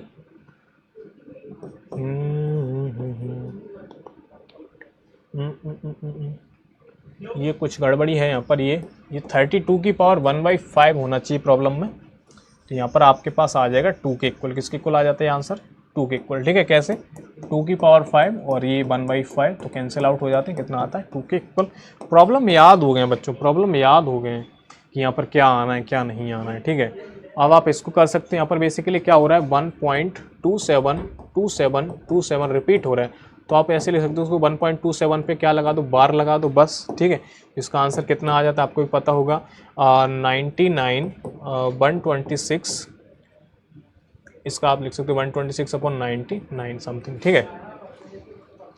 चलिए तो बच्चों यहाँ पर आपके ये कुछ क्वेश्चंस मैंने कराए हैं, इंपॉर्टेंट लेवल के क्वेश्चन थे, है ना, इंपॉर्टेंट टाइप के क्वेश्चन थे जो कि आपके इस तरह के पेपर में रिपीट होते हैं बच्चों क्वेश्चन, है ना। लगभग सारे क्वेश्चन हमने यहाँ पर सोल्व कर लिए हैं। तो ये बच्चों कुछ इंपॉर्टेंट क्वेश्चंस थे आपके, ठीक है, जिनको आप अच्छे से अगर लगा लोगे तो आपका मतलब 9th का पूरा लगभग हमने रिवीजन भी करा दिया, ऐसा मान के चल सकते हो। आपके 2 घंटे आप अगर आप बैठ जाओगे, 2 घंटे में आप 9th का पूरा रिवीजन भी हो जाएगा। बात समझ में आ रही कि नहीं आ रही, और सारे के सारे इंपॉर्टेंट क्वेश्चन तो आपके हो ही जाएंगे, है ना। 100% आप पेपर में अच्छा स्कोर करोगे, बहुत बेहतरीन, ठीक है। ओके, थैंक यू सभी बच्चों को, धन्यवाद, थैंक यू। सभी लोग अच्छे से पढ़िएगा, ध्यान से पढ़िएगा, ठीक है। ओके, बाय बाय, जय हिंद, टाटा, बाय बाय।